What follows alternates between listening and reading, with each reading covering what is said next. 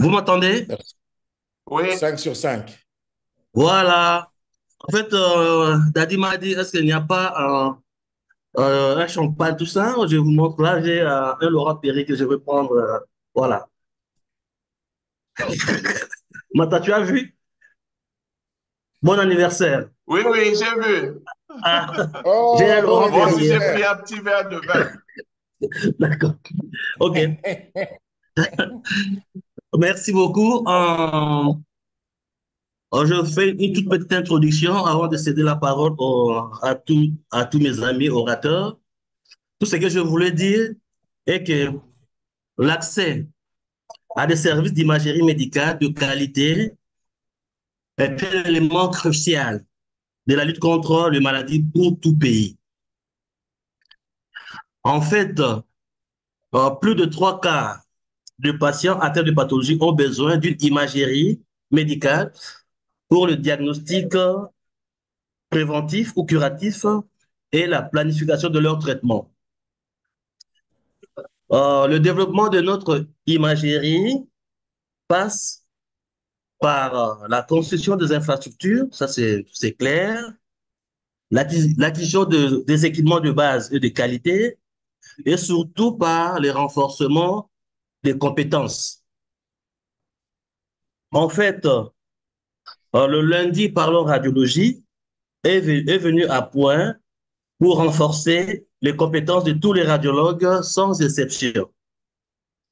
Pour cela, nous ne pouvons que présenter notre gratitude à à son initiateur, le professeur Dadi Mata, qui nous a servi, qui nous a servi sur un plateau d'or un espace de recyclage, d'apprentissage et de culture radiologique.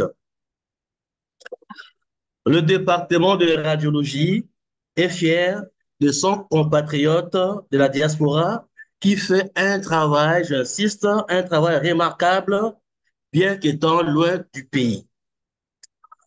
Prof Dadi Mata, nous souhaitons à Lundi Parlons Radiologie un bon anniversaire. Lundi Parlons Radiologie nous connecte à une imagerie de l'espoir et à une imagerie pour tous de qualité. Lundi Parlons Radiologie, qui est cette imagerie de l'espoir, participe à l'amélioration de la santé et du bien-être de notre population. Donc, participe à l'atteinte de l'objectif de l'ONU sur le développement durable à l'horizon 2030. Lundi, Parlons Radiologie, imagerie de l'espoir, va certes contribuer à la création de centres d'excellence par la mise en place d'infrastructures d'enseignement et de recherche dans le pays. J'en suis sûr et certain. Encore une fois, je souhaite à Lundi Parlons Radiologie un bon anniversaire et accepter, professeur Mata Dadi, la gratitude du département de radiologie, formateur de radiologues de votre pays. Ceci dit, le programme de cette soirée se présente comme suite. Nous avons une première partie dédiée aux états des lieux, à l'histoire de la radiologie et au devenir de radiologue. Et nous aurons une deuxième partie dédiée à la pensée des autorités qui soutiennent leur vision, qui soutiennent l'imagination pour la réalisation de nos actions. Comme ne cesse de le répéter notre recteur magnifique, notre recteur, nous devons être une université de solutions, pour ne pas dire un département de solutions. Et je crois, Lundi Parlons Radiologie participe assez bien à cet département solutions. Sans tarder, nous allons passer au thème, au premier thème, et nous allons demander au professeur Michel Lelo, qui est radiologue spécialiste, professeur agrégé, qui est maintenant actuellement secrétaire général académique à l'Université Joseph Kassavou, c'est notre autorité morale, de parler des états des lieux de la radiologie en RDC, fondation, formation, difficultés et perspectives d'avenir. Professeur Lelo Rambo, vous avez 15 minutes. Voilà.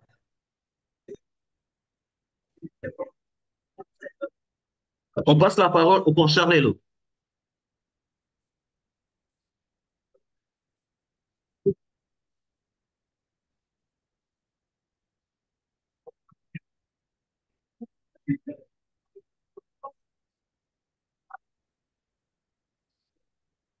Apparemment, Professeur il a du mal Mata, à se connecter. Allô, professeur Lelo? alors dans ce cas, le temps qui se débrouille, qui se connecte, comme son Excellence Serge Emmanuel Hollen est là, euh, il peut prendre le relais. Je pense que c'est plus simple. Merci beaucoup, Oui, professeur. voilà. Allô, merci beaucoup, professeur, et bonsoir à tout le monde. Bonsoir. Je commence par remercier le professeur Mata pour l'opportunité qu'il nous offre de pouvoir partager en ligne ce moment de radiologie 2 ans après qui me semble très, très important et innovateur parce que contrairement à ce que j'avais lu une fois dans le forum des échos des CUK, d'aucuns s'étonnaient de voir que les cours se passent par Zoom, mais je pense que c'est l'avenir. Les nouvelles Eh, technologies de l'information prennent une place importante. Et d'ailleurs, le week-end prochain, je vais aller participer avec le ministre à l'Assemblée de l'OMS. Il y a plusieurs thèmes sur l'imagerie et la santé digitale. Je pense qu'il faut que nous nous approprions ça parce que ce sont des moyens modernes, des vecteurs qui permettent d'atteindre une grande masse sans pouvoir se développer. Professeur Moula, vous avez évoqué les embouteillages.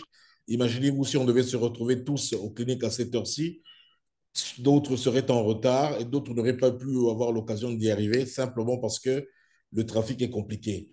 Donc, euh, je félicite donc le prof Mata qui est en harmonie avec son temps parce que l'enseignement par la voie digitale, c'est la voie du lendemain. Aujourd'hui, on est au niveau de l'intelligence artificielle, on est au niveau de la chirurgie à distance.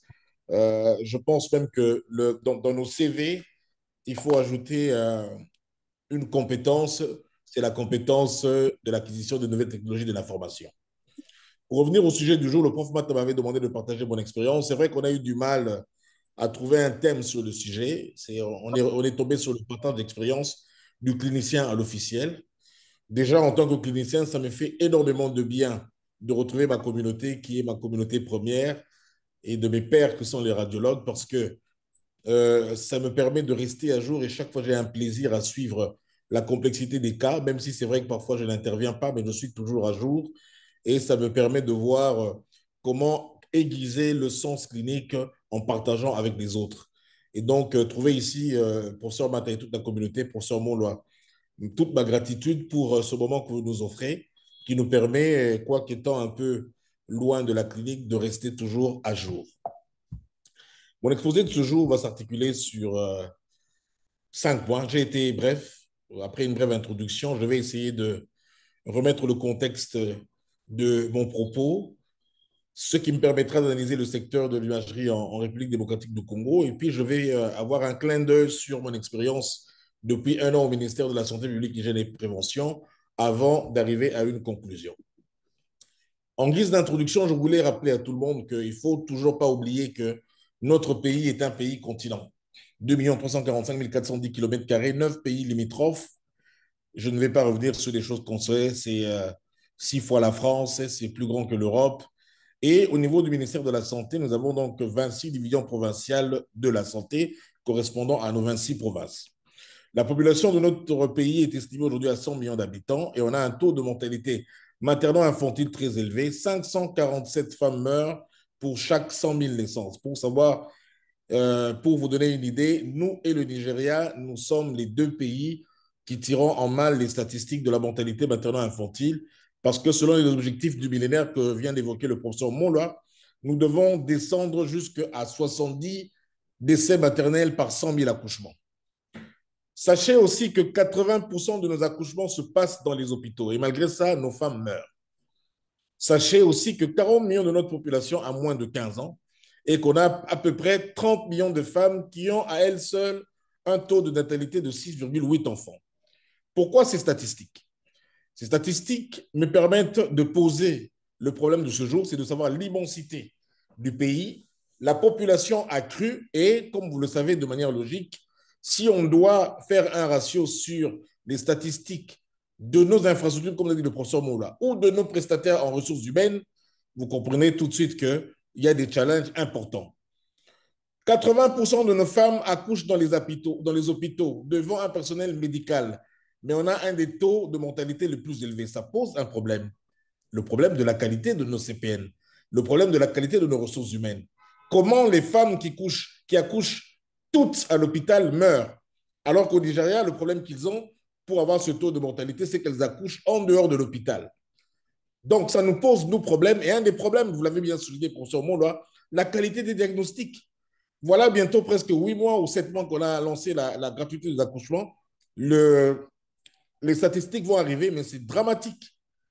C'est dramatique parce que le taux de mortalité, un enfant sur deux qui naît, parce qu'avant, il y avait la barrière de l'accès aux soins. Maintenant, on a enlevé la barrière, mais ça nous permet de poser des questions essentielles, la qualité de notre travail. On voit des enfants et des femmes qui ont été vues par des spécialistes, mais qui viennent mourir par hémorragie à la fin de la grossesse parce qu'on n'a pas diagnostiqué un placenta prévia. On voit des anencéphales arriver jusqu'au bout de la grossesse parce que les échographies n'ont pas été de qualité appréciable. On voit des Siamois, encore la semaine passée, vous avez vu des Siamois qui sont venus, je crois, de l'Équateur. Et c'est à se poser la question, est-ce que ces femmes ont eu accès à une imagerie? Ça, ce sont les challenges que je découvre en passant du côté du pouvoir, donc de l'autorité de régulation. Et donc, je dis, par exemple, en termes de statistiques, nous n'avons qu'un appareil de radiographie pour 800 000 habitants. Donc, imaginons que si un appareil de radiologie doit avoir 800 000 habitants, même si on met 1 seconde par habitant, 800 000 secondes, on n'aura pas fini en plusieurs années de faire des radios pour nos habitants. On a un mammographe pour 12 millions d'habitants en RDC, un mammographe. Alors que le cancer du sein dans notre pays, chez la femme noire, devient un cancer de la femme jeune et qui doit être diagnostiqué très tôt. Nous avons un appareil d'écho pour 500 000 habitants, donc c'est quand même une des modalités d'imagerie les mieux répandues dans notre pays. Mais encore là, il faut savoir quel type d'échographie on nous fait dessus. On a un panneau dentaire pour 33 millions d'habitants en 2024. Nous avons un scanner pour 5 millions d'habitants, une IRM pour 25 millions d'habitants, on n'a pas de PET scan, et un seul appareil de radiothérapie Nganda pour 100 millions d'habitants. Déjà, vous voyez que ce que je pose comme diagnostic nous pose des problèmes de défis pour nos radiologues pour améliorer la qualité des soins et atteindre des objectifs du millénaire. Dans le secteur justement du pays, 41% de ces équipements de radiologie appartiennent au secteur privé non lucratif, alors que 21% appartiennent au privé lucratif, et le secteur public n'a que 4% du parc de radiographie. Il est aussi important de savoir qu'il y a une grande disparité géographique et que tout ce que je suis en train de dire ne s'arrête qu'à Kinshasa en majorité. À Kinshasa, où on retrouve 88% du personnel et des ressources humaines en imagerie médicale. Et sans compter qu'il y a un déficit décriant pour ce qui est des manipulateurs et des spécialistes. Je crois qu'en 2003, quand on présentait à Paris, pour ce moment-là, vous allez me rappeler, nous étions à un radiologue pour plus de 500 000 habitants. Je ne sais pas combien de radiologues on est arrivé aujourd'hui, mais c'est toujours insuffisant. Pour vous donner une idée, la France avait 17 000 radiologues, mais ils trouvaient que c'était toujours insuffisant. Nous, on a à peine une centaine. Alors, dans le secteur, il faut savoir qu'on n'investit pas en imagerie médicale, parce que les équipements coûtent cher, et que même si on devrait investir aujourd'hui, on a des infrastructures inadaptées ou inexistantes. Quand on regarde les statistiques au niveau tertiaire, au niveau de nos hôpitaux généraux, au niveau primaire, on n'a pas de locaux qui sont dans les normes de radioprotection. On n'a pas accès à l'électricité, on n'a pas accès à l'eau et on se demande comment on va développer des services d'imagerie dans le Congo profond. Ce qui nous emmène à des coûts d'exploitation élevés. Ceux qui ont des scanners dans la ville, comme nous, un médecin de nuit, on n'est pas encore performant parce que nous avons décidé de travailler sur le scanner, sur le groupe qui consomme 300 litres par jour. Et donc, ça nous prend une marge importante du bénéfice qu'on aurait pu avoir pour pouvoir amortir le matériel. Et tout ça mis ensemble font que le diagnostic en imagerie médicale est très limité dans notre pays. Ça me donne l'occasion de parler de mon expérience au ministère de la Santé publique où, voilà bientôt un an, j'ai assumé le poste de vice-ministre de la Santé, Hygiène et Prévention. Une expérience enrichissante qui a eu des forces, des faiblesses, des opportunités et aussi des menaces. En termes de force, c'est une expérience enrichissante sur le plan personnel parce que, bon, déjà, on apprend le protocole d'État, hein, parce que nous, médecins, parfois, quand on est dans notre bulle de clinicien, on ne sait pas comment on parle à un chef de l'État, on ne sait pas comment on s'adresse à un premier ministre, on ne sait pas comment on s'adresse à un ambassadeur. Donc, je pense que sur le plan personnel, c'est quelque chose que j'ai appris. Mais aussi, en venant au ministère de la Santé, ça me permet d'avoir une vision synoptique. En tant que clinicien, oui, dans notre cabinet, notre vision se focalise parfois sur la maladie, alors que, comme le disait le professeur Maulois, nous devons avoir une vision synoptique du secteur. Si on veut éradiquer la tuberculose dans notre pays, c'est vrai que notre traitement à l'hôpital seul ne va pas suffire. Il faut agir sur les déterminants que sont l'éducation, la nutrition, l'habitat, les conditions de vie, la lutte contre la pauvreté. Parce que malheureusement, ce sont des maladies des pauvres. Et il faut se rappeler que dans notre pays, on ne vit, la majeure partie de la population n'a pas $1 par jour. L'expérience au ministère de la Santé m'a permis aussi d'être en contact avec des experts locaux et nationaux de très grande qualité. Quand j'arrive au ministère de la Santé, je vois les CV des gens, mais ils ont fait toutes les grandes universités, Harvard, Stanford, London School of Hygiene and Tropical Medicine. Vous avez besoin d'un document, une norme, à la minute près, on vous donne la norme. Vous avez besoin d'un projet. Dans les secondes, le projet est écrit, la revue de la littérature. Et malgré ça, le pays, l'état de la santé est dans celui que l'on connaît. Comme autre force, le fait d'être au ministère de la Santé m'a permis de participer à des réunions stratégiques de très haute importance. J'ai été au contact de présidents, de ministres d'autres pays. J'ai eu la grâce de faire une allocution aux Nations Unies pour le compte du pays, quelque chose que je n'avais jamais imaginé dans ma vie. J'ai eu la grâce de visiter des pays comme la Guinée équatoriale, de voir comment ces pays qui étaient loin par rapport à nous se sont développés avec un plan de développement, même pour l'imagerie, important. J'ai été en Angola. L'Angola, vous le savez, beaucoup d'Angolais à l'époque où je me rappelle, le chairman est en ligne, nous allions couvrir les échographies à Mwanda. Les Angolais venaient à Mwanda, mais aujourd'hui, détrompez-vous, Luanda a la neuronavigation, Luanda a formé des neurochirurgiens, ils ont la cath lab, ils ont des hôpitaux formidables et il leur manque des ressources humaines. D'ailleurs, ils nous en demandent. Ça, c'est une des possibilités qu'on aura aussi à l'avenir. Et l'échange d'expérience, comme je dis, avec les autres pays, que ce soit l'Afrique du Sud, que ce soit la Guinée équatoriale, l'Angola, le Zimbabwe, tous les autres pays africains. Mais aussi, j'ai participé, par exemple, l'année passée, au mois de décembre, à l'impact du climat sur la santé. Mais c'est des choses que je ne connaissais pas. Mais ce sont des thèmes qui sont aujourd'hui en train de poser des problèmes de santé énormes.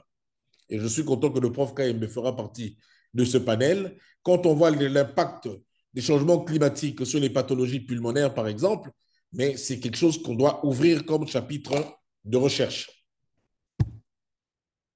Comme menace au niveau du ministère de la Santé, vous le savez tous, on a une guerre, une instabilité politique qui dure depuis 30 ans. On a une fuite des cerveaux, l'exode des ressources humaines. Je ne sais pas si au niveau de la faculté, on tient les statistiques, mais tous nos jeunes qui partent dès qu'ils sont brillants, ils ne reviennent pas et ils ne participent même pas au développement du pays.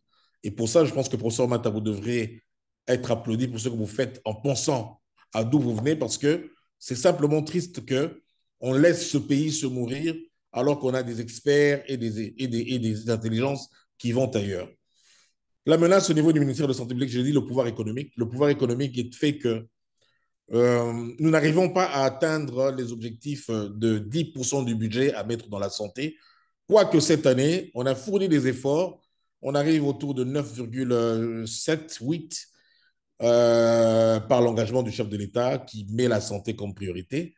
Mais on est encore en deçà de ce qu'il faut pour mettre comme budget en santé. Il faut savoir que les dépenses que nous mettons en santé ne sont pas des dépenses, mais des investissements. Aujourd'hui, il est démontré qu'un dollar qu'on met dans la santé produit un effet exponentiel sur le produit intérieur brut. Donc, c'est un peu les menaces que je retiens. La faiblesse de mon expérience au niveau du ministère de la Santé, c'est qu'on a un problème pour travailler en équipe. Il y a le problème de décaissement du budget, des lignes qui existent, mais on n'arrive toujours pas à les décaisser comme il faut. Et on a un problème parfois aussi de gestion des ambitions. Gestion des ambitions qui vont faire que on n'arrive pas à travailler en équipe parce qu'on pense que l'autre veut prendre sa place. Et ça nous plombe nos expériences personnelles et on n'arrive pas à régler les problèmes et les questions essentielles de notre pays. J'ai oublié, là je crois que c'est une slide qui s'est effacée, mais il y a des opportunités. Je ne sais pas si j'en ai parlé. Les opportunités au niveau de ce ministère sont que pour le moment, la santé constitue quelque chose de très important pour le président de la République. Vous avez vu qu'il a lancé la couverture santé universelle et pendant la campagne, il a parlé de plus de 50 fois de la santé et il en fait un programme et une priorité parce qu'il veut que la situation change et que les gens aient accès aux soins de santé. Puisque c'est une opportunité pour nos radiologues, fort du diagnostic que je viens de faire tout à l'heure en parlant des faiblesses de notre système, des opportunités qui se portent à nous. J'ai organisé une réunion de secteur privé face à la couverture santé universelle. C'était étonnant de voir que les gens ne connaissent même pas la loi qui a été publiée sur la couverture santé universelle et qui la découvrent ce jour où on tient la réunion. Les opportunités, c'est que on a signé un arrêté pour réguler le secteur de l'imagerie médicale. Je pense que vous avez vu ça. L'autre opportunité, c'est que les hôpitaux ont été classés. C'est-à-dire qu'aujourd'hui, dans le plan de développement des équipements d'imagerie médicale, ce ne sera pas normal qu'un hôpital secondaire puisse investir dans la meilleure technologie qui est réservée à l'hôpital tertiaire ou aux cliniques universitaires. Donc, la régulation de ce système va faire que, justement, on ne va pas investir de manière désordonnée. On va remettre de l'ordre dans le secteur et les hôpitaux vont investir en fonction de leur niveau sur l'échelle de la santé.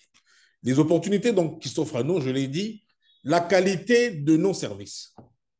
Avec la couverture santé universelle, je pense qu'on va mettre, puisque la Banque mondiale va accompagner, presque 2 millions de dollars par mois. C'est vrai que quand on met le ratio par rapport aux femmes, par rapport au taux de natalité, ce n'est pas encore ça, mais c'est déjà quelque chose. Parce que de toute façon, ces femmes accouchaient dans les hôpitaux et elles étaient séquestrées parce qu'elles ne payaient pas. Mais au moins aujourd'hui, avec les échanges que j'ai avec le prof Bakulo, la couverture santé universelle permet quand même aux cliniques de revivre et d'avoir de l'activité. Et donc, étant une école de formation, ça permet aussi la qualité de formation de nos assistants et de nos étudiants qui ont des exemples concrets. L'opportunité aussi pour nous radiologues, en tant que faculté, en tant que service, un des seuls services qui planifie la formation des radiologues, c'est d'avoir justement cette vision synoptique, de former des assistants et des radiologues en fonction des besoins du pays. Par exemple, une des innovations qui a existé et qui existe encore dans d'autres pays comme l'Afrique du Sud, on ne peut pas venir en formation de spécialité si on n'a pas une expérience clinique comme généraliste. Et ça, donc, il y a avec ce qu'on est en train de faire, parce que grâce à la couverture santé universelle, il y aura l'opportunité d'améliorer même les revenus des médecins, parce qu'aujourd'hui, on a à peine 40 000 médecins, si je ne me trompe pas, même si je prends 50 000. Mais avec la modification de la loi, l'État va prélever 13 dollars par habitant, enfin 100 millions d'habitants, on aura presque 13 milliards par année. Et avec 13 milliards, si on a 50 000 médecins à qui on donne 2 000 dollars le mois, ça nous fait à peine quoi, 10 millions, quelque chose comme ça. Et donc, vous voyez les marges qu'on a pour mettre les médecins à l'aise, mais aussi pour investir. Parce que justement, avec les organes d'appui de la couverture santé universelle, le Fonds de promotion de la solidarité et le Fonds le Fonds de promotion de la santé et le Fonds de solidarité, ceux qui collectent les moyens, qui payent justement les prestataires, ils ont un cash flow qui va permettre justement avec une ingénierie financière de voir les banques, puisqu'on lance aussi des cartes de banque liées aux cartes, les cartes de santé liées aux cartes de banque. Ça permet justement de faire de l'ingénierie médicale. Imaginez que si on arrive à mobiliser 13 milliards par an, mais on peut avoir des crédits qui vont jusqu'à 100 milliards. Et avec 100 milliards, ça nous donne justement une marge pour pouvoir investir dans la santé, investir dans tous les secteurs et améliorer la qualité de nos services. C'est encore une opportunité parce qu'aujourd'hui, on voit des spécialistes, même des imageurs ou des radiologues ou des gynécologues, qui ne font pas bien leurs échographies. La qualité de nos consultations prénatales, comme je l'ai dit, l'écomorphologie qui doit être faite au deuxième trimestre, on l'a fait de manière désinvolte. Et qu'est-ce qu'on a à la fin? Des complications. Nos femmes meurent d'hémorragie alors qu'on peut prévenir les hémorragies. Nos femmes meurent d'hypertension alors qu'aujourd'hui, on a accès au Doppler pour prédire les éclampsies. Donc, en tant que faculté, en tant que service de radiologie, il faut adapter nos enseignements aux besoins du pays. Cher professeur Baulois, il y a 40 millions d'enfants dans ce pays. Il faut qu'on ait des radiopédiatres. C'est l'activité quotidienne. On va faire des radios plus aux enfants qu'aux adultes. On a 30 millions de femmes. Donc, l'échographie obstétricale doit être un B à bas. Avant de penser à lire des IRM, avant de penser à faire des radios interventionnelles, faisons les choses les plus simples. La radio de base, l'échographie de base, les 9 coupes d'échographie obstétricale doivent être un B à bas, un assistant du service de clinique. On le réveille à 2 heures du matin. Quand on fait le contrôle qualité de ces échographies, on doit retrouver ces 9 coupes. Et donc, c'est aussi une opportunité pour la faculté de voir comment approcher le ministère de la Santé pour être formateur, cher professeur Maulois. Nos femmes, 80% accouchent à l'hôpital, mais elles meurent. Donc, nous avons un problème. L'imagerie n'est pas de qualité. Ce n'est pas normal qu'aujourd'hui, en 2024, qu'on ait encore des disproportions photopelviennes alors qu'on a accès au scanner. Donc, voilà des pistes de réflexion qui font qu'on a l'imagerie au Congo à sa place et elle a une place importante si on est stratège et si on regarde les besoins de notre pays. On a besoin de radiopédiatrie. Les enfants, on fait des radios chez les enfants comme on en fait chez les adultes avec des risques d'irradiation. Et professeur Mata, qui est dans son dada, dans la radiopédiatrie, il faut former des gens pour s'adapter à l'imagerie chez les enfants. Combien de cas d'enfants ont été des invaginations, on passe à côté parce que soi-disant, on pense à des amibes. Il y en a beaucoup. Combien de perforations nous avons chez les enfants? Parce qu'on est passé à côté des diagnostics. Donc, je pense que même dans le contenu de la formation, il faut que nous réfléchissions. Et il y aura des états généraux de la santé. Il faut que nous, radiologues, nous nous projetions à résoudre des problèmes de notre société. Ça ne sert à rien d'être hyper savant si pour le pain quotidien, on n'arrive pas. Et cette activité quotidienne peut faire que chacun se retrouve dans son activité. Parce que, imaginez-vous, une radio pour 800 000 personnes, combien de radiologues sommes nous? On est 100. On ne sera pas en mesure de lire 10 000 radios chacun par jour. Donc, il y a de la place pour tout le monde si on travaille de manière intelligente. Voilà un peu ce que je pouvais dire. Donc, en conclusion, il y a beaucoup d'opportunités, il y a beaucoup de remises en question, mais aussi, il faut que nous soyons stratèges pour que nous soyons efficients. Je vous remercie.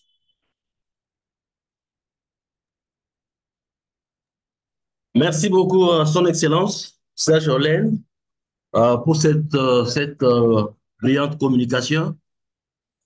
En fait, tout est clair, tout est clair.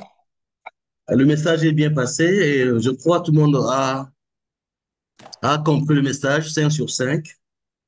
Je crois qu'il y aura des questions à la fin. Voilà. Alors, nous allons passer rapidement au professeur Lelo, il est connecté. Professeur Lelo, je crois qu'il a des difficultés. Dans ces cas, nous allons passer au deuxième thème. Non, ça c'était déjà le deuxième thème. Au thème 3, 2 ans de formation à distance du radio congolais vers une une routine décourageante. Présentateur, professeur Dadi Mata. Voilà, professeur Dadi Mata, vous avez 15 minutes pour faire, 10 minutes pour faire votre exposé. Notez vos questions pour son excellence à la fin de présentation. Voilà. Professeur Mata. Bonjour, bonjour à tous et merci beaucoup à tous. Et d'abord, je vais dire merci au chef de département, le prof Moloa, pour les fleurs qui nous ont jetés par rapport à cette initiative, mais également à son excellence. Et de prime abord, je vais dire que peut-être c'est moi qui ai été en affiche, mais il y a des gens qui ont travaillé fort avec moi. Je pense notamment au docteur Sandra Lefranc. Beaucoup de personnes ne les connaissent pas. Elle est en Belgique. C'est presque notre spécialiste d'imagerie abdominale par rapport à ces forums. Et il y a le prof Luyeye qui était là aussi. Mais une mention spéciale au professeur Maïche, à qui je me référais à tout moment qu'on était pris des cours avec soit des panélistes, soit des modérateurs, même pour les présentateurs. En tant que chef de département, il ne manquait jamais de nous trouver une personne pour venir combler les trous. Donc, comme vous avez dit, je pense qu'à pareille circonstance, moi, je ne dois pas beaucoup parler. Ce sont les autres qui doivent parler. Mais permettez que je présente pendant 7-8 minutes un peu le bilan de ce que nous avons fait dans lundi par la radiologie.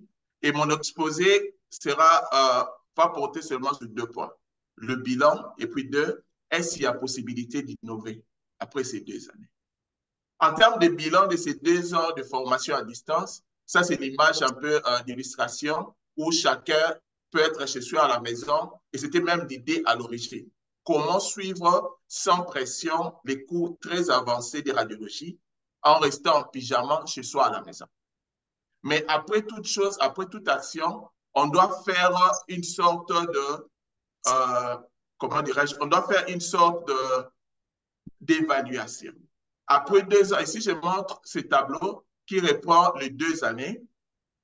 La première année, c'est de 2022 à 2023, où il y a eu 52 semaines en une année.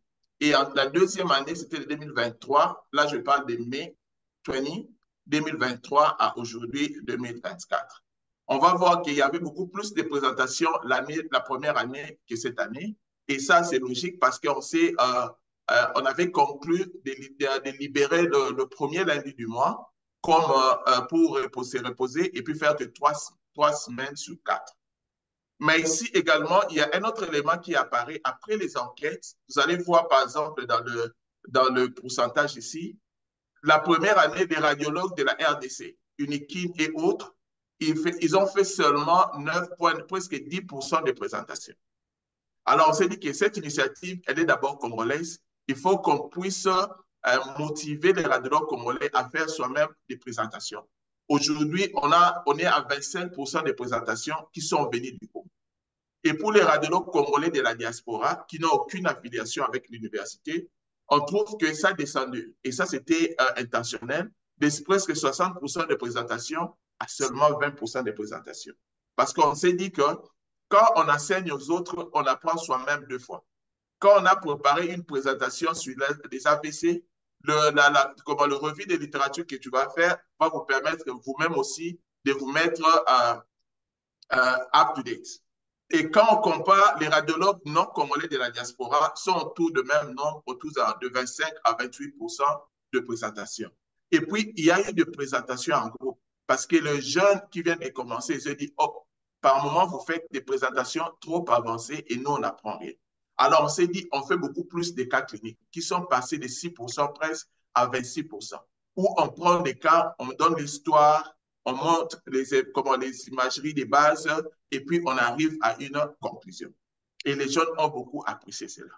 Et pour pouvoir archiver les présentations faites à lundi par la radiologie, nous avons eu l'idée de créer une chaîne YouTube qui s'appelle Prof Dadi Mata Radiologie TV. Ça porte encore mon nom, mais ça peut être changé après. Et si je vous donne les statistiques, la première année qui est en haut et la deuxième année qui est en bas.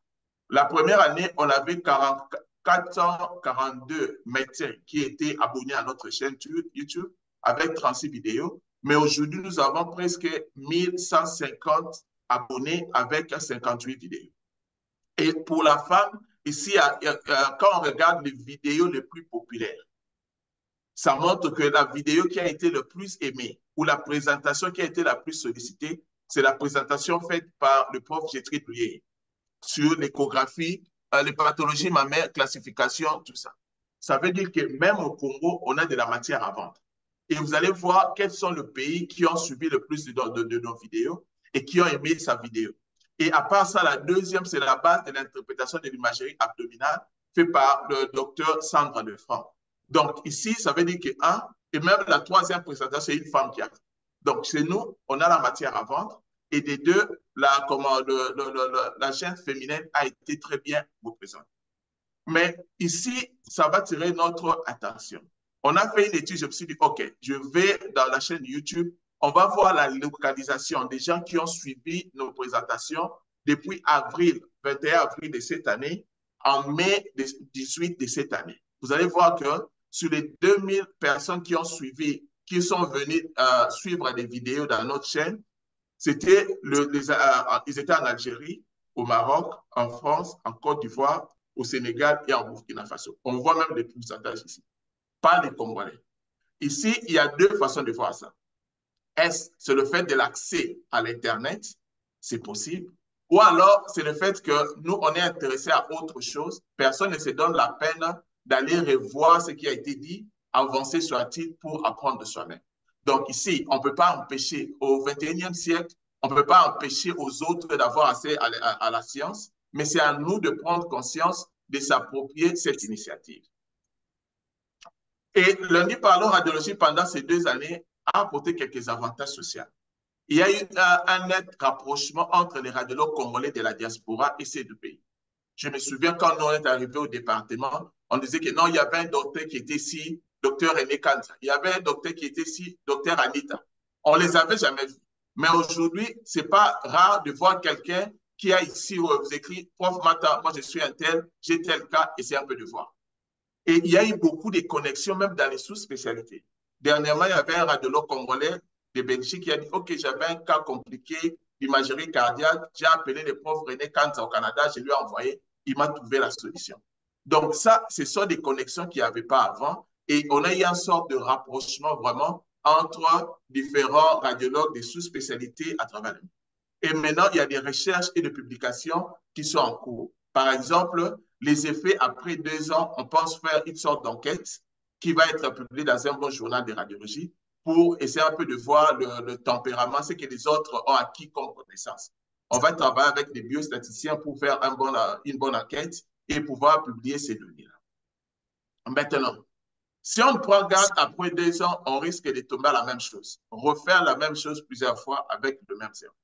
D'où nous avons pensé à innover sur plusieurs plans, dans le contenu ou dans l'étendue ou bien dans la magnitude des formations. La première des choses qu'on va introduire, par exemple, des cours donnés par les non-radiologues. Par exemple, qu'attendent les cliniciens, par exemple, les neurochirurgiens du compte rendu des radiologues. Ici, je donne un exemple simple. Ça peut paraître anodin, mais c'est très important pour les neurochirurgiens. Ça, c'est un malade, un nouveau-né de 3 ans, par exemple, qui a une sténose de l'aqueduc de Sylvius ici. On voit qu'il y a une hydrocéphalie. Et il y a peut-être une légère atrophie de vermis ici. Quand vous faites ces comptes rendus sur le plan radiologique, vous avez bien dit. Mais ce malade, son traitement, ça sera une ventriculostomie endoscopique du 3e ventricule. Donc, ils vont venir perforer la base ici. Si vous êtes neurochirurgien, vous devez dire s'il n'y a pas de membrane de l'hélicoès. Ces bandes ici, faites de tissu arachnoïdien ici. Et parce que quand il va faire la chirurgie, s'il sait qu'il y a ces bandes, il va non seulement perforer au niveau du flore, de la base du 3e ventricule, mais il doit disséquer ces membranes aussi. Donc, on va se dire, OK, on va inviter les cliniciens. Par exemple, on prend un pédiatre, on dit que qu'est-ce que vous attendez, par exemple, de la radiographie simple du thorax. Même sur les scanners cérébraux, le neurochirurgien peut voir lui-même qu'il y a hématome sudéral. Mais qu'est-ce que lui ne peut pas voir et qu'il attend que les radiologues le voient? Ce qu'on appelle les blind spots.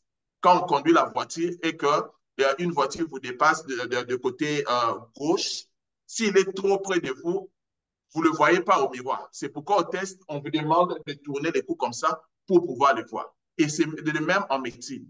Il y a des choses, par exemple, quand vous faites l'interprétation de l'imagerie du rocher, quand vous êtes au niveau de l'oreille moyenne, il y a des recoins que l'oreille ne saura pas voir et il attend du radiologue les éclaircissements. Autre innovation, et pour ça, on va insister, ce sont des formations pratiques et diplômantes à Kinshasa. La radiologie, c'est un peu comme la chirurgie, parce qu'on a de la radiologie interventionnelle. On peut beau faire des discours à distance, tant qu'on ne viendra pas sur place pour former des gens, comme on dit hands-on. On dit par exemple, OK, pour cette semaine, on prend tous les patients qui viennent avec des pathologies de l'hypophyse. On va les recruter auprès des endocrinologues. On a le financement, on va archiver tout ça, on voit le patient arriver, on fait les screenings pour enlever tout ce qui peut contredire un examen IRM, on l'amène dans la machine. Quelles sont les séquences à prendre et à quel ordre? Et pourquoi c'est important? Parce que, par exemple, chez l'enfant, dernièrement, on avait un cas d'un malade qui avait le pacemaker qui s'était abîmé. Il y avait des blocs Leiden, c'est-à-dire que les cathéters sont cassés, qui sont restés dans le corps. Et il est venu avec suspicion d'AVC. On dit que ça, c'est une contre-indication absolue de faire l'IRM quand l'enfant a ces débris de cathéters. Mais il y a moyen de faire l'IRM en regardant les SAR à moins, par exemple, de 30. Et on s'est dit, on doit aller par priorité. Et ces choses-là, on ne sait pas les apprendre dans ces cours théoriques généralisés. Il faut être devant quand on dit, OK, ici, on fait la diffusion, on peut faire flair, on peut faire le time of flight, et avec ça, déjà, on peut avoir les éléments et arrêter le scanner. D'où on doit faire des formations diplômantes. Mais ces formations, déjà tout à l'heure, quand l'excellence parlait, quelqu'un demandait, est-ce qu'il y aura des certificats? Parce qu'il n'y a rien pour rien. Et les gens voudraient que quand ils viennent, ils sortent avec un diplôme pour avancer leur carrière. Et Dieu merci, à travers l'Indie Parlons Radiologie, on a déjà discuté avec différents partenaires, congolais, non congolais, comme on peut voir certains ici. Ils sont prêts à venir même au Congo et on paye pour eux le frais de transport et les hôtels pour former les Congolais. Et se retrouver dans la même rubrique, comme je l'ai dit, de la formation gratuite. Et ça, c'est un échange que j'ai fait avec le chef du département de radiologie de l'Université de Montréal. Il nous a dit, je ne serai pas non plus contre un déplacement chez nous, pour moi, éventuellement. Donc, les gens sont prêts à venir chez nous. Et je suis heureux que l'excellence soit ici et qu'il est radiologue humain pour voir que ce sont ces opportunités à saisir. Ces gens, pour les déplacer même de 100 mètres de leur bureau, c'est généralement un travail de titan. Mais le Congo, c'est un pays béni. Tout le monde que vous contactez est prêt à venir. Même les gens qui sont le plus durs pour aller même à une conférence ici, chez eux-mêmes là, ils sont prêts à venir faire des cours chez nous les Congolais. Nous devons capitaliser cela, les amener au Congo pour former les nôtres. Et pour cela, on a réfléchi, on a fait des calculs simples. Si on dit qu'on donne 1 000 € à chaque présentateur, pour une année, vous avez à peine 12-15 000 € à donner à ces gens-là. Plus le petit frais, tout ça là. Donc, avec 15-20 000 €, on peut fidéliser ces gens à venir chaque lundi. Parce que pour les gens avec qui nous discutons pour programmer ces cours, ils savent que de plus en plus, on a des difficultés pour inviter même les gens qui sont venus avant. Parce qu'ils vont se dire, au Canada, par exemple, ces cours passent à 14 heures ou 15 heures du Canada. Ce sont des gens qui sont en plein service. Pourquoi il doit arrêter son service, venir vous enseigner s'il n'y a rien? C'est vrai, ils vont avoir des certificats, mais si on encourage avec des petits cadeaux, je pense qu'ils seront beaucoup plus motivés. Et si je veux dire merci pour votre attention, mais également merci à tous les maîtres qui nous ont formés. Ici, je vois le professeur Lelo, je vois le professeur Moulois, je vois le professeur Moukaya, paix à l'âme du professeur Noma, le professeur Kabeya, et puis le docteur Masso, qui nous ont reçus au département et qui nous ont montré le premier pas. Et je dis un grand merci parce que je pense que dans les 10 ans passés, l'Indie Parlons Radiologie peut être le seul initiative conçue à l'étranger et qui a été à 100% adoptée au département. Quand on était jeunes, il y avait toujours des histoires, tel prof est rentré, mais il y a eu des combats sur place. Mais de ce point de vue-là, il y a eu beaucoup d'avancement. Et merci à l'ouverture d'esprit des profs Molois, les chefs de département, que je consulte toujours parce que qu'on les dise, lundi parlons radiologie reste une initiative du département de radiologie et d'imagerie médicale. Donc, si moi je suis fatigué, je vais dire au prof Moloa, je vous redonne votre initiative, formez notre équipe pour continuer. Donc, c'est comme ça que ça doit être fait parce que je ne suis pas infaillible, je peux avoir d'autres occupations. Cette initiative doit continuer. Et pour les programmes, pour la 3e année, on s'est dit, OK, on aura 2 lundis, 2e et 3e, et on garde le 3e lundi facultatif. Pourquoi facultatif? On va introduire d'autres types de sujets. Ici, on appelle ça des non-interpretative radiology. C'est-à-dire les connaissances que doit avoir un radiologue, mais des connaissances qui ne sont pas liées à la lecture des scanners. Par exemple, dernièrement, on avait un cours comment se comporter en tribunal quand on vous appelle comme expert. Un enfant qui a été battu, il y a des lésions, on ne sait pas si c'était des lésions accidentelles ou bien c'est un traumatisme infligé. La recherche en radiologie. Ou alors, parce que nous disons dans le PAX, je vois le docteur Olen qui a lu l'examen avant moi, il a raté une trouvaille et moi, je viens lire après lui. Comment établir la vérité sans léser l'autre, sans pousser l'autre à des procédures judiciaires? Toutes ces choses-là, on les apprend. Nous, on ne les a pas appris quand on était à la faculté parce que peut-être l'information n'était pas aussi répandue que ça. Mais maintenant, là, comme il y a beaucoup de gens qui maîtrisent et ça devient de plus en plus. Parce que quand on améliore les conditions de vie de la population et des conditions financières, tout ça, même des connaissances scientifiques, il y aura des procès. Cette impunité ne va pas rester comme ça pour plusieurs années. Quand les choses vont s'arranger, si jamais ça s'arrange, il y aura des poursuites. Et on doit être préparé à ça déjà dans la formation. Je vous dis merci. Oui, merci beaucoup, Prof Mata. Vous me suivez? 5 sur 5. Voilà. De cette communication très intéressante, mais je dois être sincère. Ce que vous faites, moi, je ne saurais pas. Vous êtes formidable, vous êtes une race exceptionnelle. Donc, nous devons nous, nous connecter à vous pour faire avancer les choses. Probablement, il y aura des jeunes qui ont vos compétences pour faire le suivi, mais on est là pour trouver ces jeunes-là. Mais c'est un travail titanesque sur ne pas donner à tout le monde. Alors, la communication était très claire, bien qu'un peu, comment dirais-je, son Excellence a parlé un peu de l'enseignement basé sur le besoin, tout ça. Euh, vous vous êtes monté un peu pour qu'on ait une culture radiologique un peu avancée. Mais ce qui est vrai, nous n'avons pas le même environnement d'enseignement. L'environnement à Kinshasa, comme j'ai toujours dit, la ville de Kinshasa n'est pas une ville universitaire. Tout est compliqué en partant de l'habitat de l'assistant jusque de son arrivée, son habitat et son acheminement à l'université. Les conditions de vie sont très difficiles, l'assistant, et comme tout le monde, sont sous stress. Donc, c'est l'effort que nous sommes en train de faire, de voir comment est-ce qu'on peut réduire le stress de l'assistant. Et vous êtes sans oublier que quand notre assistant va en France, il excelle, alors qu'ici, il n'excelle pas, parce qu'il a beaucoup d'influx qui le stressent un peu.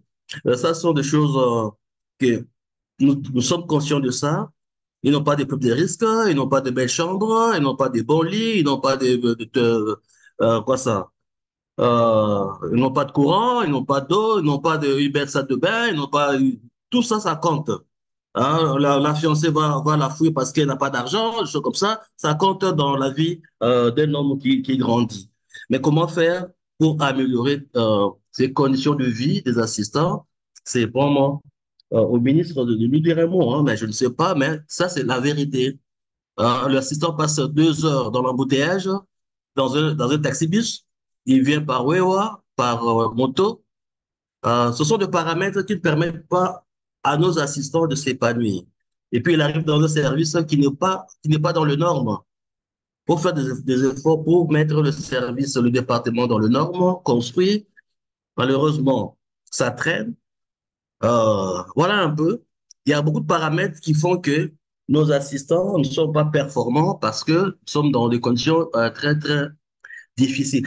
Mais ce n'est pas grave. Comme disait un penseur américain, Wallace, on considère les mots comme parfaits et on essaye d'améliorer. Voilà.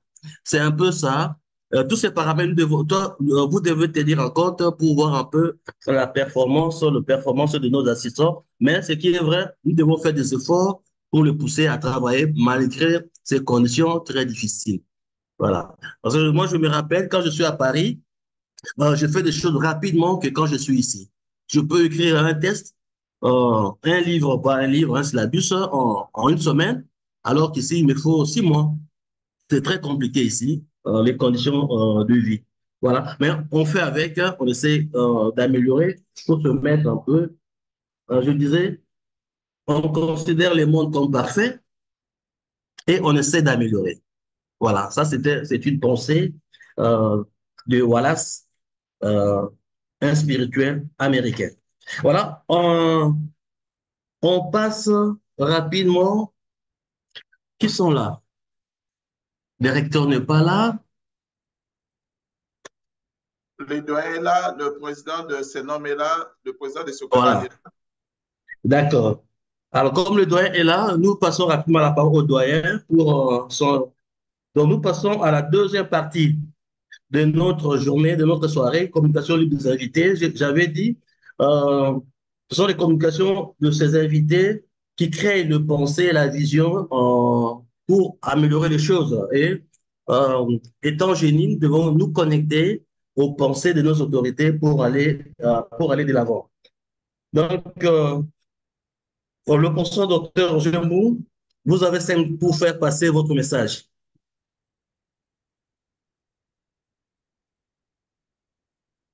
Professeur Roger, mais je ne le vois pas.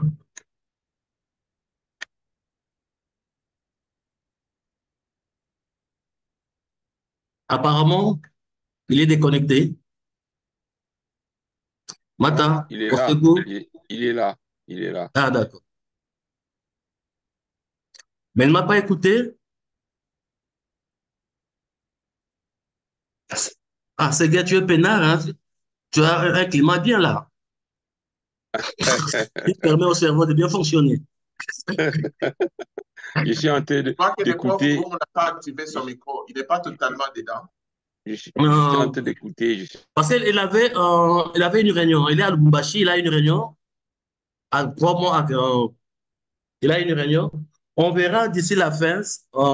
Il peut par probablement activer son micro, pour probablement se connecter. Alors, nous pouvons passer rapidement au docteur Berthier. Berthier est là. Berthier. Oui, vous m'entendez? Ah, D'accord. voilà. C'est le chef de département. Président, vous Oui, avez 5 minutes pour nous donner votre vision des choses à l'occasion de notre deuxième anniversaire. ok. Alors, merci. J'espère que vous m'entendez très bien. Voilà. Alors, donc, je commence par vraiment présenter tout, à, à- à tous les confrères qui est connectés. Voilà. Donc, je vais très rapidement, en quelques 3 à 5 minutes, c'est vraiment euh, un mot. Je vais commencer d'abord par précisément.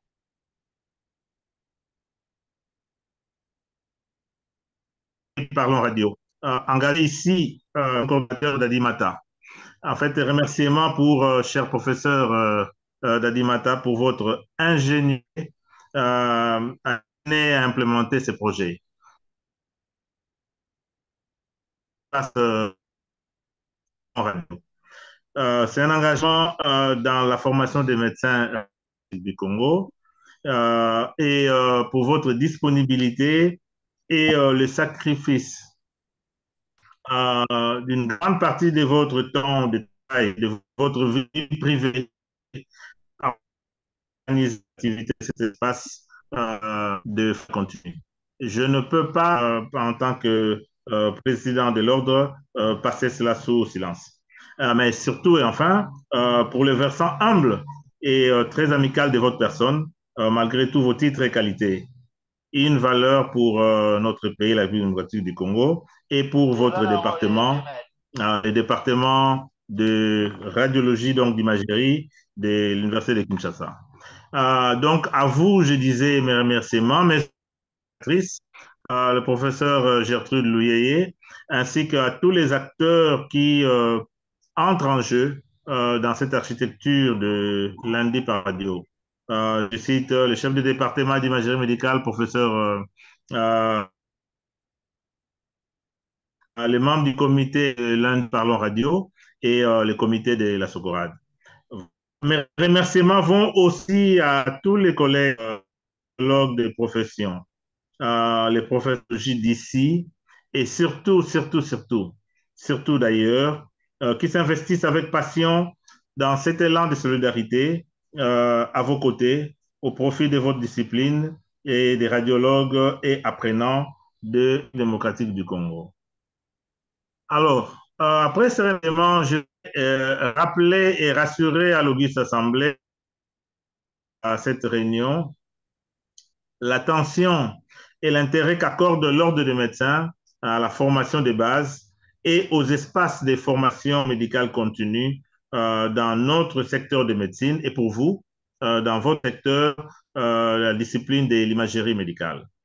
C'est donc avec sentiment d'admiration que j'ai vu l'avènement lundi par le radio, j'ai aux côtés de la société dans la lourde tâche de la formation concernant radiologue en République démocratique du Congo. Je m'associe donc aux communications et interventions précédentes pour confirmer et réaffirmer la voie noble dans laquelle vous êtes engagés, vous les formateurs et vous les apprenants, dans le seul et unique but d'offrir aux cliniciens les interprétations d'imagerie les plus proches possibles du diagnostic et les actes les moins invasifs possibles. Ceci dans la dynamique de l'établissement du diagnostic auquel tous les praticiens concourent pour une meilleure prise en charge de nos patients. Alors, en tant que témoin de vos échanges, de ce qui se passe des enseignements dispensés dans cet espace, riche échange qui s'y déroule entre radiologues d'ici et d'ailleurs, je voudrais souligner encore une fois l'opportunité que nous offre la technologie de l'information et de la communication. Nous, médecins, et vous de l'imagerie, dans le comblement des gaps en termes d'outils et de dispositifs d'enseignement, particulièrement pour nous qui évoluons dans les pays moins nantis. Professeur Molo, vous venez de dire quelque chose de très important. Peut-être beaucoup quand on est nous, vous, nous et tous les aînés, même je pense ceux qui sont à l'extérieur, les savent. C'est extrêmement difficile d'évoluer dans notre pays avec toutes les contraintes, tout est négatif. Et surtout dans votre domaine d'imagerie qui dépend d'un environnement éthique, d'un environnement du savoir de plus en plus poussé. Malheureusement, face à cette situation, la médecine s'est mondialisée. Malheureusement. Et c'est pour cela que je voudrais vraiment demander à tous les apprenants de saisir cette opportunité. Parce que nos problèmes, les contextes dans lesquels nous vivons, nous évoluons, qui ont un impact très négatif dans notre formation, eh bien, on ne les connaît pas. Ce n'est pas marqué dans nos diplômes. Tout ce qu'on attend de vous, la compétence au même titre que votre collègue qui se trouve au Japon, au Canada, en Inde, Afrique du Sud et partout ailleurs. Donc, ces nouvelles technologies de l'information et de la communication qui ouvrent de nouvelles opportunités pour la médecine moderne par des innovations et qui finalement nous mènent à repenser la pratique de la médecine. Donc, nous devons donc profiter de cette opportunité. Nous devons nous en saisir. Donc, ces nouvelles technologies qui mènent à repenser la pratique de la médecine, l'organisation et les systèmes de soins, et surtout les rapports médecin-patient. Tout particulièrement dans votre domaine où la télémédecine, vous le savez, robotisée, permet maintenant des explorations en temps réel à distance avec interprétation en temps réel par les médecins radiologues. Et donc, vous avez un patient qui est dans un cabinet, vous, les radiologues, vous êtes loin de lui, l'examen s'est fait et vous pouvez l'interpréter en temps réel. Ce sont ces opportunités que nous devons saisir. Et je pense, mon humble avis, qu'il n'y a pas de solution, particulièrement dans votre domaine. Il y a donc nécessité d'investir réellement. Cher professeur, monsieur le chef de département,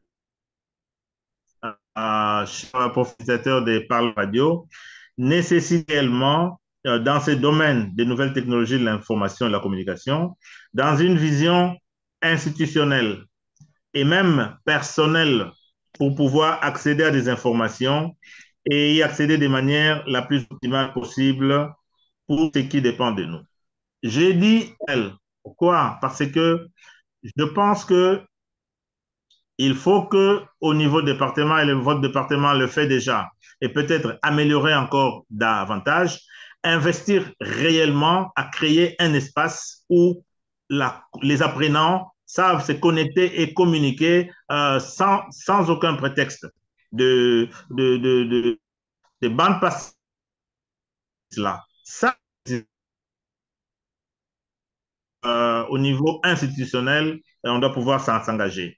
Et aux apprenants, de manière personnelle. C'est-à-dire que vous avez l'outil Parlons Radio. Il faut que chacun, dans le souci de sa formation, voie comment investir.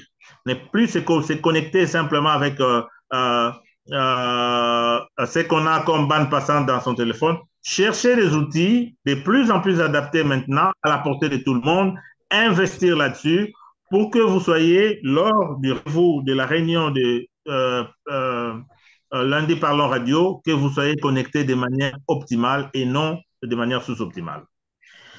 Je fais donc ici allusion à des propositions concrètes d'équipement, je venais de le dire, des auditoires et des départements d'imagerie médicale qui collaborent avec lundi Parlons Radio, mais aussi, et là je m'adresse au comité de lundi Parlons Radio,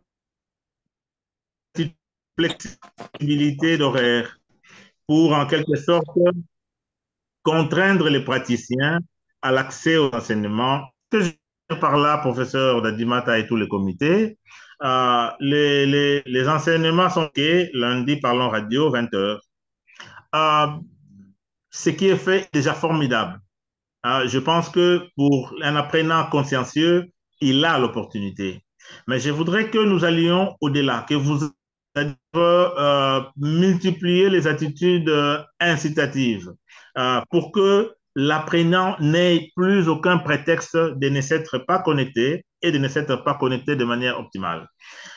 Les cours à 20h, par exemple, heure de Kinshasa, je voudrais parler de flexibilité, voir en fonction de l'horaire de ce qui doit enseigner, est-ce que de temps en temps, vous pouvez modifier l'horaire ou faire, par exemple, comme certains cours se font à l'échelle de l'Europe avec l'apprenant de chez nous, je parle de la chirurgie. Les cours à 17h, heure de Kinshasa. Donc, au moment où les apprenants terminent leurs enseignements au clinique universitaire et se connectent sur place. Pour ne pas qu'ils aillent se connecter chez eux et de manière sous-optimale, vous voyez quelqu'un qui est connecté, mais en réalité, il ne suit pas le cours. Voilà, donc ce sont des propositions totalement soumises à votre appréciation. Alors, bien sûr qu'une telle vision s'inscrit dans le cadre de ce à quoi l'ordre de travail, nous voulons dire, l'ordre se prépare à l'accréditation des praticiens.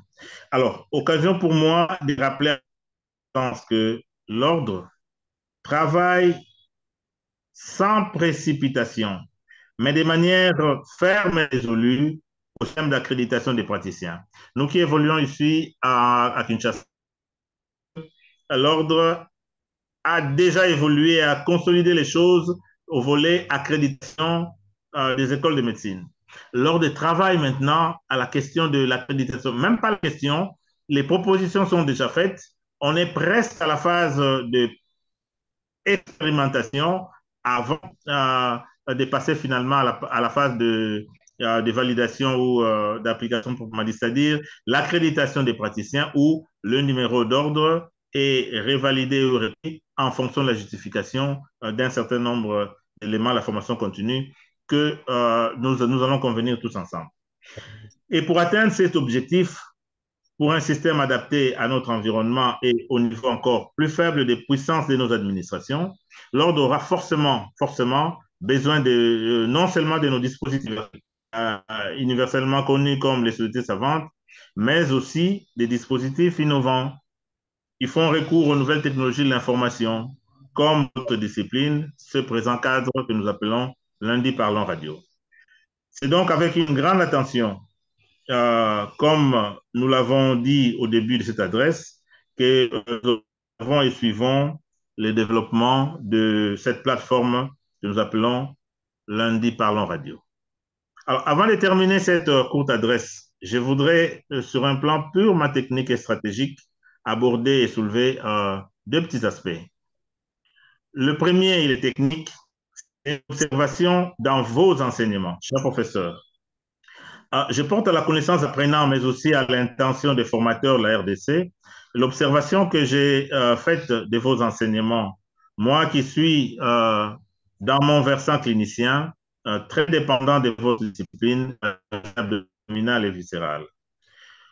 Je voulais dire ceci, vous poussez votre discipline non pas seulement vers l'interprétation des images en réponse à la demande des cliniciens, mais aussi, et c'est ce que j'ai observé, vers la détermination au regard des images commentées et argumentées. Ce qui, à mon avis, à mon humble avis de clinicien, évoluant dans mon milieu, n'était pas une dimension ou une orientation développée dans la pratique de l'imagerie au quotidien. C'est-à-dire, nous sommes habitués, nous, ici, à avoir les interprétations d'images, mais pas de manière très, très, très poussée, comme je le sens dans les enseignements, vers le risque à poser un diagnostic. Mais vous êtes toujours très réservé et c'est extrêmement important. Je l'ai senti lors, par exemple, du cours très, très intéressant sur les occlusions néonatales. Et je pense que j'ai dit mon collègue chirurgien pédiatre pour lui dire voilà où nous en sommes en termes d'imagerie, où nous allons. Ces cours-là que nous avons suivis, si je le compare aux notions d'imagerie que nous avons eues quand nous étions en formation en chirurgie et même dans notre pratique au quotidien, il y a eu énormément d'informations. Cher professeur, croyez-moi. Par exemple, faire voir à nos confrères apprenants en imagerie que votre discipline se projette vers d'autres dimensions qui vont au-delà des attentes des cliniciens et qui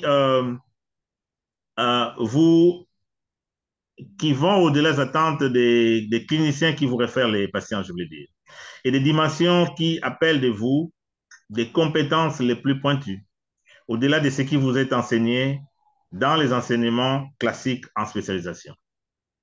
Je vous exhorte, apprenant en médical, à saisir au maximum cette opportunité qui se présente à vous, qui est l'espace de formation médicale continue par excellence, en imagerie médicale dans notre pays. J'ai cité Lundi Parlons. Le second aspect que j'ai voulu développer avant de terminer, qui est stratégique, et cette fois-ci, c'est à l'adresse des autorités de la faculté.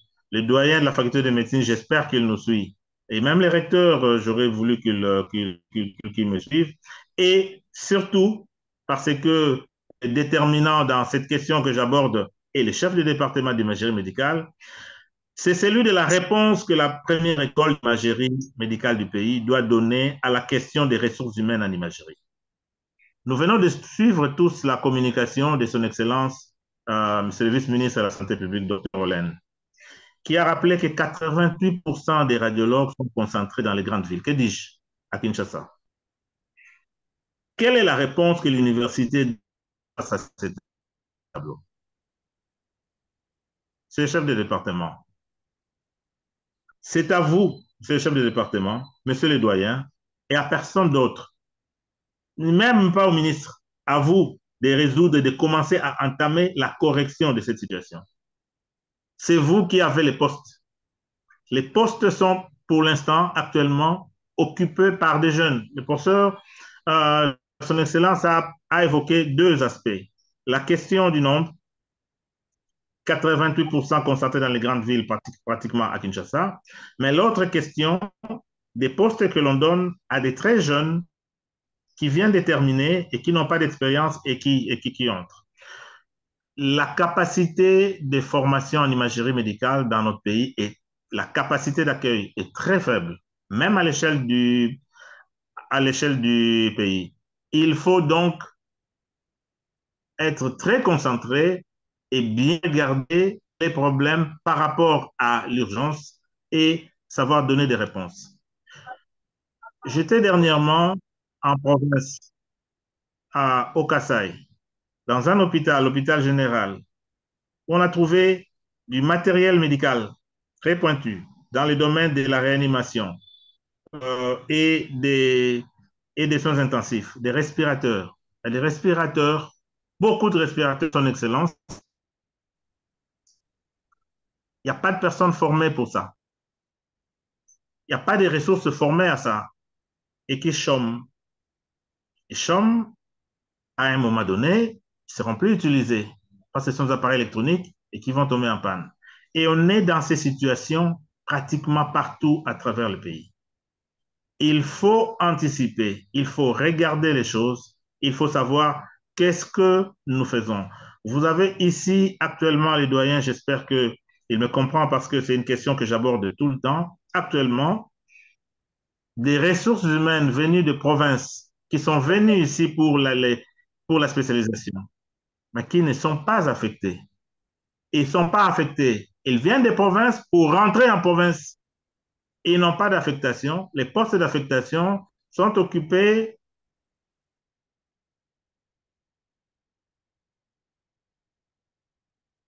dans une ville où il y a déjà un pléthore, même dans la question des ressources humaines en radiologie.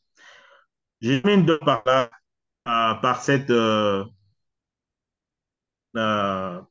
questionnements, par ces sujets des réflexions, à vous les autorités de la faculté de médecine. Je souhaite donc à tous le meilleur, à cette grande initiative, cette grande entreprise scientifique qu'est lundi Parlons Radiologie.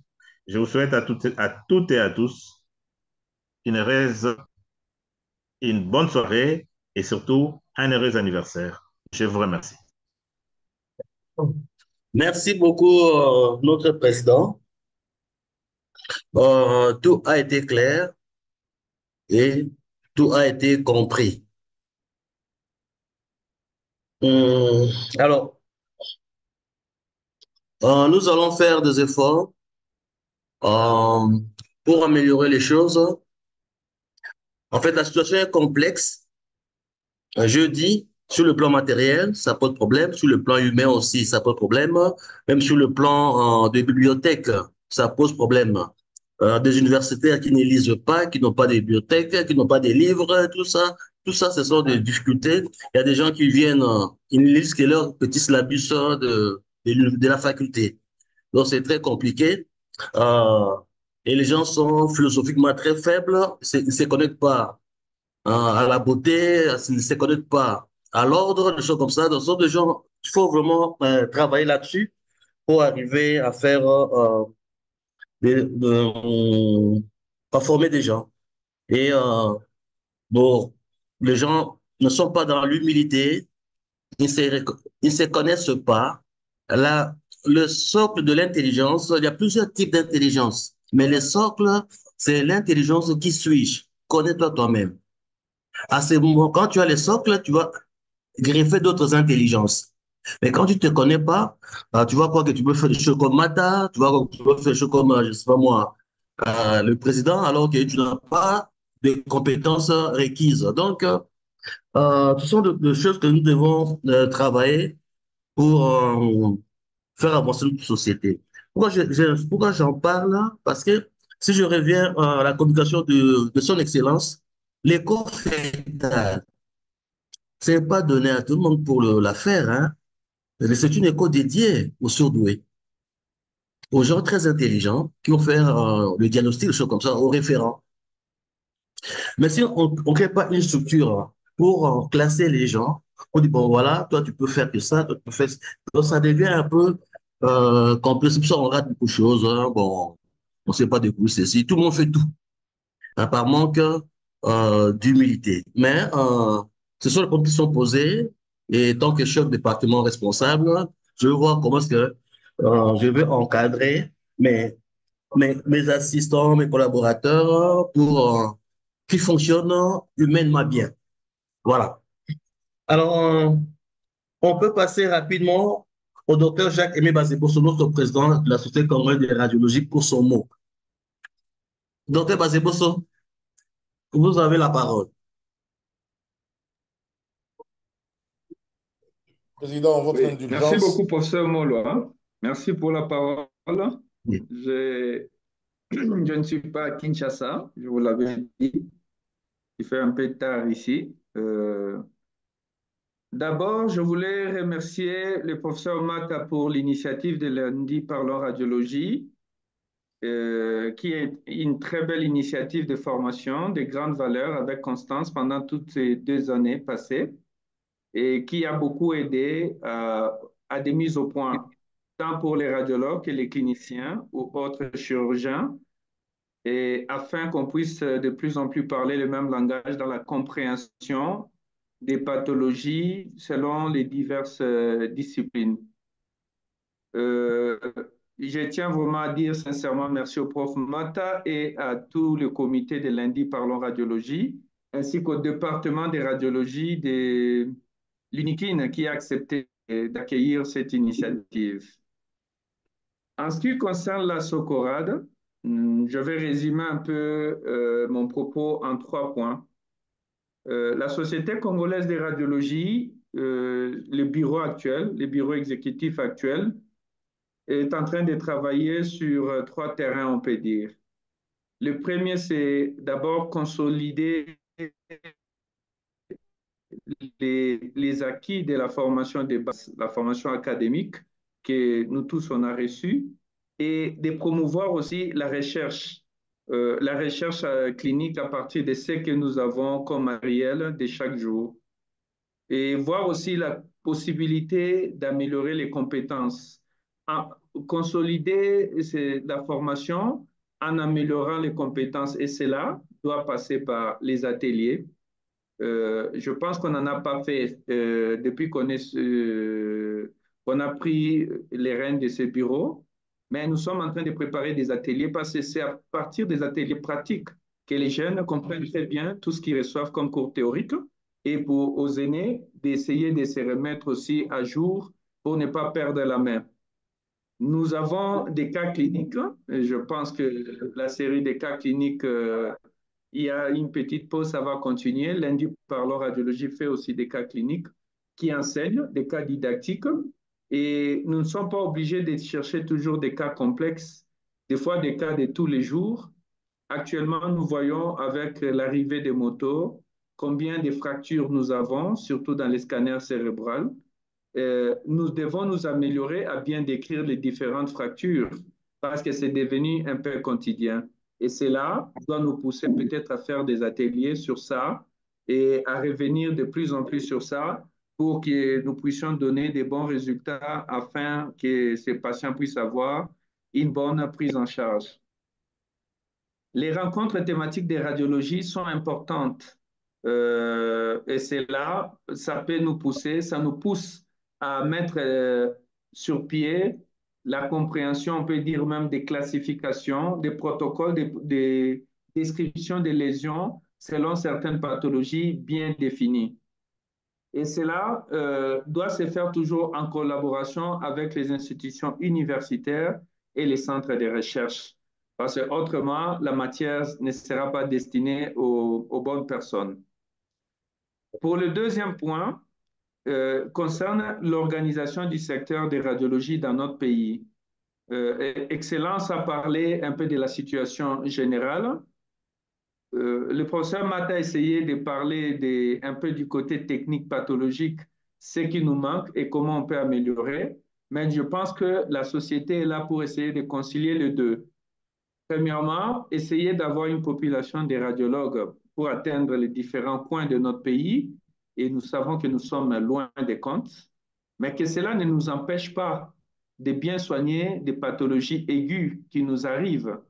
Parce que dans l'exposé de l'excellence, j'avais voulu qu'il nous présente un peu les pourcentages de l'expatriation des Congolais pris en charge par l'État congolais par manque, soit des équipements, soit des compétences. Cela doit nous interpeller aussi pour essayer de garder dans certaines pathologies qui peuvent être possibles des patients et qu'on puisse les traiter localement. Essayer d'améliorer aussi les conditions des soins en radiologie dans certaines provinces où il n'y a rien, ni radiologue, ni équipement de radiologie.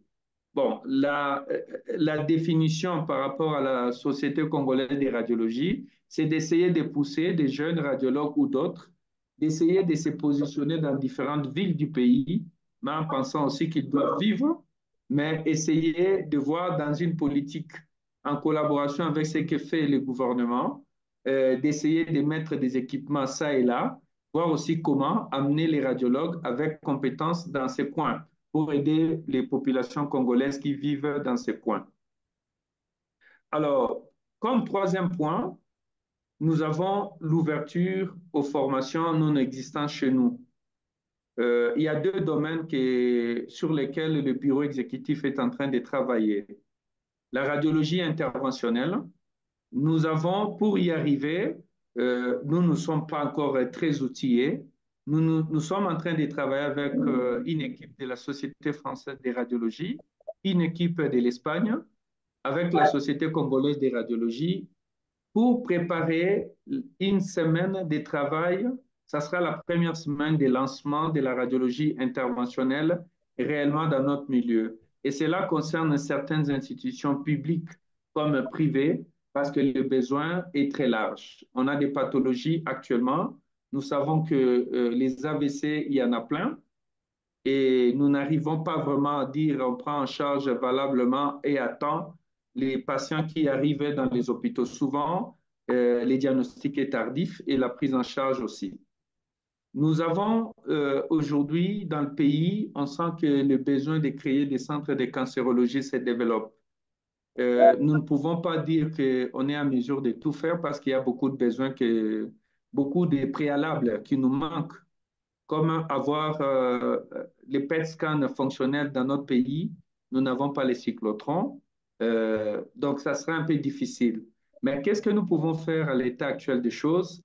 Les radiologues peuvent vraiment entrer dans l'imagerie hybride pour essayer d'avoir ne fût-ce qu'une bonne lecture des PET scans et une bonne lecture de l'imagerie morphologique et l'imagerie fonctionnelle pour permettre, même si les images viennent d'ailleurs, que nous puissions poser des bons diagnostics en attendant de disposer tous les nécessaires pour aider au diagnostic, surtout dans ces domaines de cancérologie. Donc voilà un peu ce que la SOCORAD les points sur lesquels la SOCORAD, dans son bureau actuel, est en train de travailler pour essayer d'améliorer cela. Mais nous sommes en train réellement d'avancer, mais avec l'appui de tous, nous devons y arriver. Nous avons quand même un grand retard par rapport aux pays d'Afrique avancés et nous, on pense qu'on ne peut pas, mais alors qu'on le peut.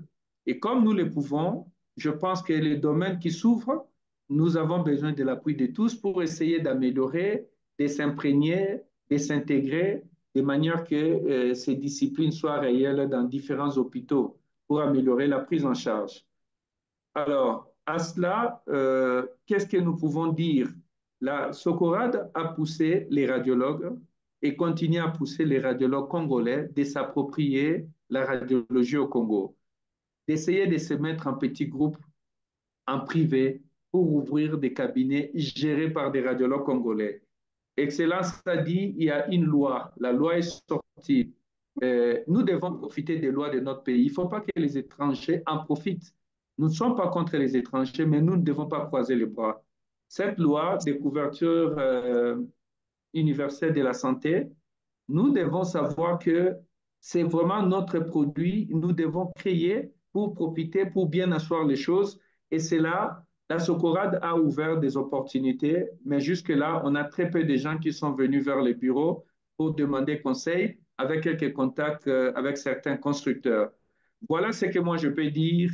Les initiatives belles, comme lundi parlons radiologie, d'autres initiatives qui ne sont pas encore publiées, sont toujours les bienvenus. Et en fin de compte, au terminus, c'est la radiologie congolaise qui doit changer d'étape, qui doit monter des niveaux pour essayer de donner, comme l'a dit le président de l'Ordre de médecins, des diagnostics avant même de toucher le patient pour que euh, nous puissions avoir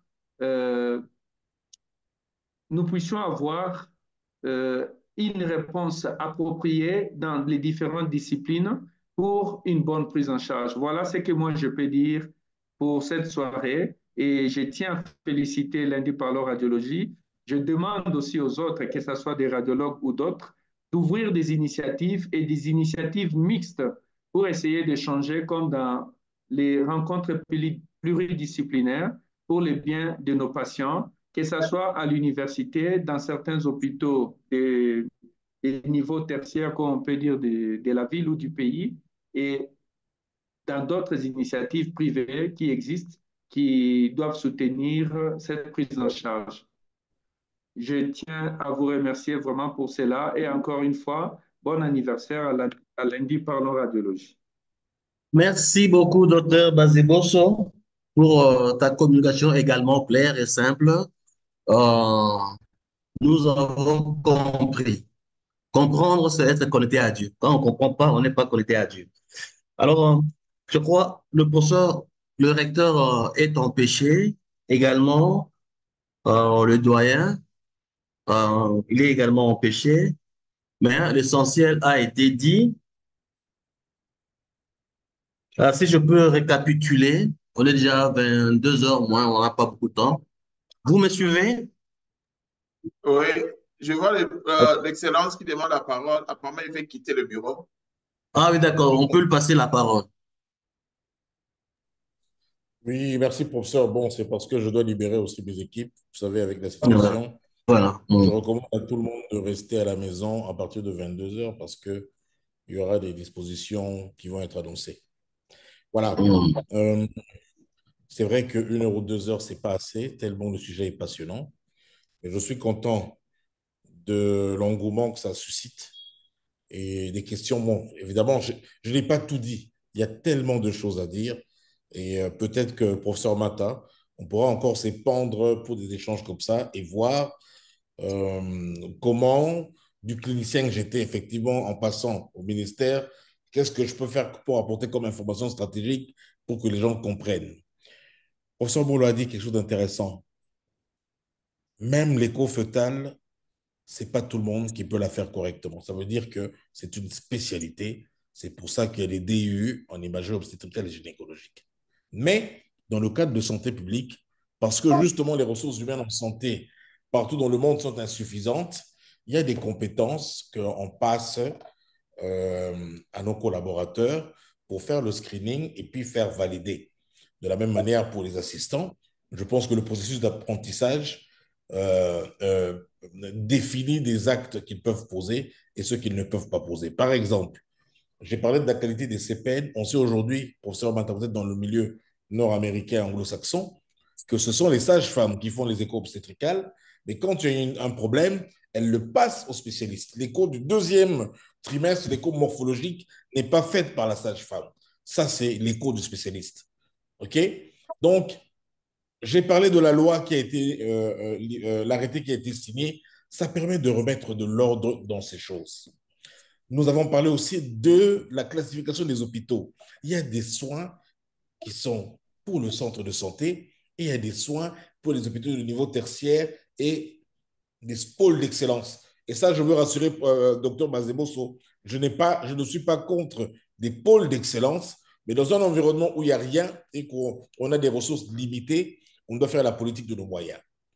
Avec la classification des hôpitaux, des pôles d'excellence, comme les cliniques universitaires, vont être équipés, comme vous le savez, parce que vous l'avez déjà annoncé, avec des PET scans, avec des cyclotrons. Parce que je n'ai même pas parlé de cyclotrons. Quand je parle des statistiques de l'accès au cyclotron, même ici en Afrique subsaharienne, nous ne sommes nulle part parce qu'il y a des normes par population.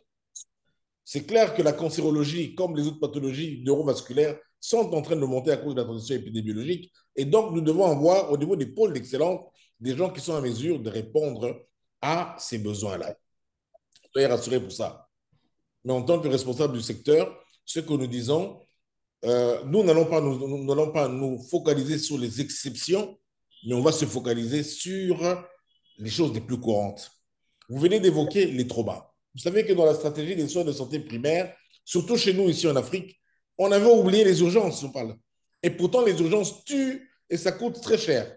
Urgences neurovasculaires, urgences traumatologiques. Et tout ce qu'il y a comme urgence autour de ça, dans les centres, dans le paquet de, santé, de soins de santé primaire, c'est ça qu'on veut ajouter comme complément. Aujourd'hui, nos généralistes ne savent pas ventiler. Parfois même, nos spécialistes en réa, peu sont nombreux qui ont maîtrisé la ventilation mécanique. La COVID a démontré ici. Vous parlez des respirateurs, effectivement, vous avez raison, il y a des aberrations au niveau du ministère. Je suis allé au Kasaï oriental, une salle de radio digitalisée, professeur Boulois, qui reste là parce qu'il y a eu un programme où les gens ont eu des commissions. Même le plan de déploiement des équipements, qui a fait ça, on ne sait pas. Aujourd'hui, c'est l'occasion et l'opportunité de remettre même à jour le plan d'investissement du parc en imagerie médicale.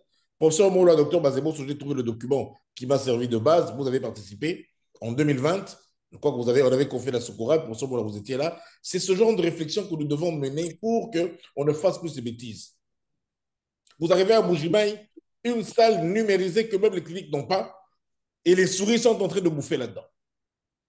Vous allez ici au centre de Kinkole, ici, le centre de l'hôpital général de Kinkole, vous trouvez une salle de radio générale électrique neuve, numérisée, mais parce qu'ils n'en connaissent pas l'importance, ils l'ont cassée. Donc voilà les aberrations qu'on a au pays, parce qu'il n'y a pas de plan, il n'y a pas de ligne directrice. C'est ça qu'on est en train de remettre. J'ai parlé lors de la rencontre avec le secteur privé, vous avez dit des étrangers. Ce n'est pas normal que les étrangers capitalisent la loi sur la couverture de santé universelle et nous, le secteur privé, on ne s'intéresse même pas à ça. Alors que c'est une opportunité, même pour faire le lobbying au niveau du ministre qui n'avait pas vécu certes dans notre environnement, pour lui expliquer qu'il faut d'abord investir dans le Congolais. Parce qu'au final, c'est le Congolais qui est la masse laborieuse la plus importante. Et qu'on puisse accompagner les Congolais qui ont des initiatives. C'est pour ça que je dis aujourd'hui, même pour qu'on achète des équipements, dans toute cette ville, on ne fait pas 5000 scanners. Mais on sait qu'un service de radiologie normal qui fonctionne, c'est 200 scanners par jour. Mais vous savez qu'on a trouvé des plans, et j'en ai fait bloquer quelques-uns, où on veut mettre des scanners 68-124 barrettes dans tous les hôpitaux. Parce qu'il y a un commercial, il y a un marchand de tapis qui vient expliquer qu'on doit mettre des 128 barrettes partout, alors qu'on n'en a pas besoin partout. C'est le double d'un scanner 8-16 barrettes qui répond aux questions quotidiennes. Donc, c'est tout ça qu'on a ici en train d'essayer d'expliquer dans la tête des gens. Il ne faut pas qu'on fasse des choses par mode, mais qu'on fasse des choses essentielles parce qu'on n'a pas encore les moyens. Parce que vous savez, même les 13 dollars dont je parle, selon la norme de l'OMS, c'est 80 dollars par habitant pour assurer la couverture universelle comme en Europe. La sécurité sociale est là encore, ils sont déficitaires. Mais nous, on commence avec 13. Mais on peut capitaliser et optimiser. Quand je parle des statistiques, le docteur Tsadi a parlé des spécialistes qui ne sont pas affectés. Oui, on a appris ça et on va les affecter dès que les choses s'améliorent. C'est une priorité. Les spécialistes qui sont formés, mais on ne va pas les affecter selon leur choix. Puisqu'on va améliorer les conditions et améliorer l'environnement social, comme dit le prof Monda, parce que l'environnement social, pour qu'on améliore, on a bien eu, nous tous ici, moi je me rappelle en 2012 quand je reviens d'Angleterre, on a tous eu des crédits de Jeep grâce à ce qu'on a à la prime de risque. Donc vous imaginez que si on l'a fait avec des crédits où on avait 500 dollars, et si aujourd'hui on amène les gens à 2000 dollars, on peut même envisager des choses plus grandes. On peut envisager même des crédits immobiliers, on peut envisager beaucoup de choses. Mais les gens ne vont plus aller là où ils faisaient comme d'habitude. Parce qu'aujourd'hui, vous avez le centre mère et enfant de Barobou, pour 50 lits, il y a 500 médecins. Donc, c'est des choses comme ça qu'on va essayer de rationaliser. on envoie les médecins comme l'Afrique du Sud fait, vous terminez la médecine générale, on ne vous abandonne pas. On vous envoie à l'intérieur pour ce qu'on appelle community service. Vous faites le travail à la communauté, mais vous avez un avantage de prime de bourse. Vous avez accès aux bourses en priorité et même pour la spécialité. Ceux qui auront fait l'intérieur, par exemple, c'est ceux-là qui auront la facilité d'avoir des recommandations pour avoir des bourses à aller à l'étranger ou pour faire la spécialisation. Ce sont des mécanismes pour inciter les gens, justement, pour redistribuer l'inégalité des ressources humaines, des techniques qu'on pourra utiliser en sachant qu'avec la couverture santé universelle et qu'on aura un peu plus de moyens, ça nous donne l'occasion maintenant d'acheter, par exemple, on va faire une centrale d'achat. Aujourd'hui, tout le monde achète, on a 10 000, 20 000 marques au pays, la maintenance n'est pas assurée. Alors que si on a une centrale d'achat, on dit, bon, docteur Moula, vous avez besoin d'un scanner, l'État va vous accompagner, vous n'avez pas de douane à payer, nous, on va contacter General Electric, je ne sais pas Siemens, on met la garantie souveraine, vous aurez un équipement, l'État garantit l'achat, mais en contrepartie, au lieu de faire un scanner à 200 $, vous allez faire le scanner à 30 $ et on vous donne 10 000 scanners par mois pour assurer à l'État. Donc, ce sont ce genre de choses pour lesquelles je veux que nous anticipions et qu'on voit et qu'on s'accapare. Parce que si on est une masse critique de gens qui comprennent ça, ça veut dire aujourd'hui que même nos activités privées vont être déjà prépayées. Si vous avez un scanner à 30 $, vous avez 10 000 cas, ça vous fait 300 000 $. Donc, vous pouvez acheter des scanners comme vous voulez. Vous pouvez vous équiper comme vous voulez. C'est un peu ce changement de paradigme que je suis en train d'appeler, mais je n'exclus pas les pôles d'excellence, docteur Bazebosso. La cancérologie est en train d'augmenter ici. Effectivement, le coût des transferts à l'étranger est énorme, mais on est en train de les baisser en investissant sur la qualité au pays et en investissant sur les ressources locales. Et on est conscient, pour son mot effectivement, que l'environnement ne s'y prête pas, mais il faut qu'on commence un jour à croire que les choses vont changer. On pourra continuer la discussion dans d'autres cadres, hein, donc je suis disposé. Et là, comme malheureusement, je vous dis, il est 22 heures, je dois libérer les chauffeurs et les autres qui sont avec moi, ils doivent rentrer chez eux. Mais à l'occasion, je prendrai les questions et on peut toujours trouver un cadre pour discuter. Je vous remercie et je reste disponible. Et courage, il faut que nous regardions ces aspects politiques et stratégiques parce que, comme vous l'avez dit pour ce mot-là, les cliniques sont devenues excentriques et en ville, le premier choix, la première pensée, c'est pas trop les cliniques. Hein? Les gens sont en train de voir comment faire leur deal en ville. Ils achètent des équipements, ils ne pensent pas à nous. Mais je pense que l'opportunité est là pour défendre justement notre cause. Et nous tous, nous devons être solidaires pour participer parce qu'au final, c'est pour nous. C'est notre droit d'avoir accès à tout. Et nous devons nous battre, avoir cette masse critique de gens pour qu'ils soient capables de lever le temps. Quand quelque chose ne va pas, il faut exprimer et ne pas accepter les choses parce que nous sommes les leaders de la société. J'ai dit et je vous remercie. Excellence, avant que vous ne quittiez, il y a une question dans le chat de Moutamanika qui dit juste une petite question pour le vice-ministre. Leur gouvernement a trouvé un scanner pour 15 millions d'habitants en 5 ans de gestion. Ils ont ajouté combien? Et combien ils comptent laisser? Peut-être que vous pouvez ramasser ça pendant que vous quittez. Vous pouvez prendre ça dans la voiture aussi si vous voulez. Ben, écoutez, Boutamanika, nous n'avons eu qu'un an en fin de mandat, OK? Ben, je pense qu'il y a eu l'initiative Kokokolo qui a eu un parc nouveau, Mamaemo. Mais pardon, je ne parle pas de vous, hein, je parle du régime, pas de vous. Bon, merci. Mais le régime, c'est la continuité du régime, donc c'est moi aussi. Oui. Mais ce n'est pas un an, ça fait 6 ans que vous êtes là. Mais écoutez, je pense que c'est la première fois dans ce pays qu'on a un investissement quasiment de 42 millions dans le secteur. Ça n'a jamais existé si ça avait été des partenaires. Et là, on va passer à 200 millions pour l'année, l'exercice budgétaire qui arrive. Je pense que ça va sensiblement changer. Mais, comme je le dis, si vous lisez mes slides, le gros problème, c'est qu'on n'arrive pas à s'écouter et à travailler ensemble, mais on va y arriver. Et si on reste dans le sérail, même en dehors ou pas, on va influer pour que les choses aillent de l'avant. Mais je pense que c'est ça l'opportunité. Comme le chef de l'État lui-même est très porté sur ça, les choses vont aller de mieux en mieux. Oui, merci beaucoup, Son Excellence. Désolé, donc restez à la maison parce qu'il y aura de nouvelles dispositions d'ici là. D'accord. Donc, on va finir vite pour rentrer à la maison. D'accord. Ok. Merci. Merci. Allez, bonne soirée, Son Excellence. Je peux répondre des Merci. questions même en off hein, pour ce matin. Je vais essayer Ouais, de me connecter dans la voiture. ouais. Il y a aussi docteur Alors, Valérie Chilombo Kazadi qui a levé la main. Pas pour vous, Excellence. oui.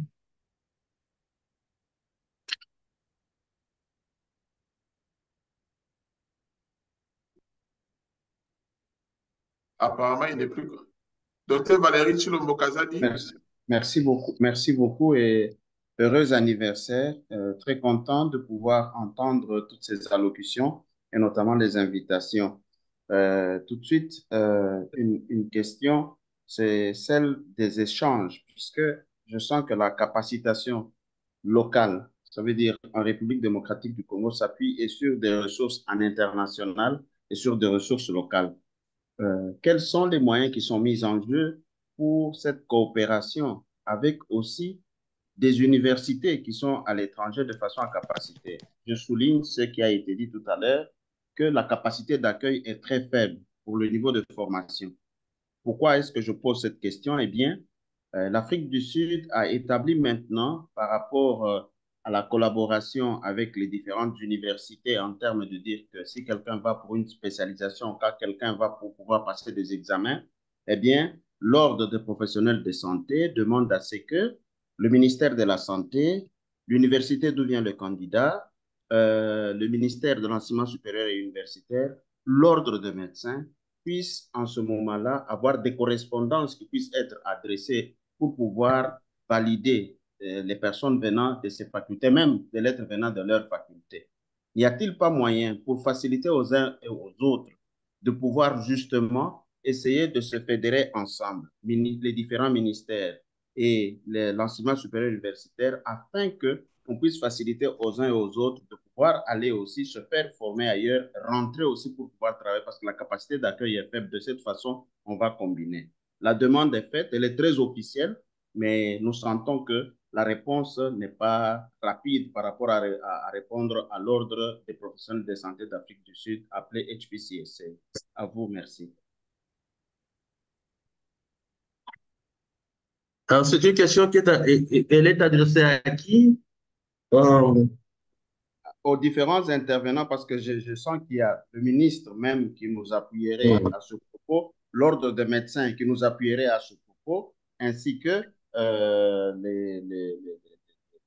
ministère certainement de la Santé et de l'Enseignement supérieur et universitaire, qui est justement le ministère de tutelle pour cette formation universitaire. Donc, l'un ou l'autre pourrait peut-être nous appuyer à ce propos pour pouvoir essayer de répondre, parce qu'actuellement, c'est bon, une je question. crois on va demander au président, docteur Berthier, de répondre à cette question. Alors, merci beaucoup. C'est une question fondamentale, alors extrêmement importante, effectivement. On est au courant de cela. Et je crois que et,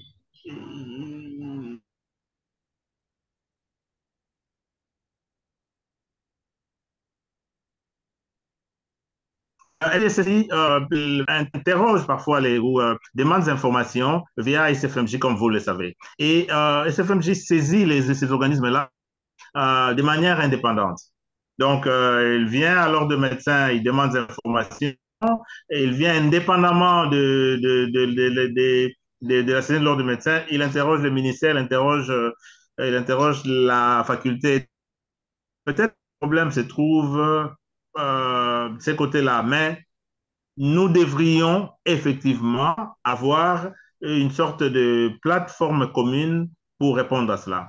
Parce que présentement, vous qui êtes en Afrique du Sud, pas seulement ceux qui doivent entrer en formation, mais surtout aussi ceux qui doivent être recrutés, ils sont bloqués à cause de cela. Et ça, je suis content que vous ayez soulevé.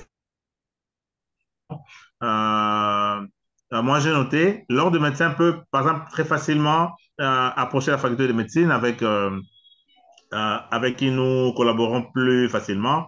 Au niveau du ministère, c'est un peu plus compliqué parce que ce sont des services et ces services-là, parfois, sont un tout petit peu, de par leur positionnement, c'est un peu plus difficile d'interagir directement.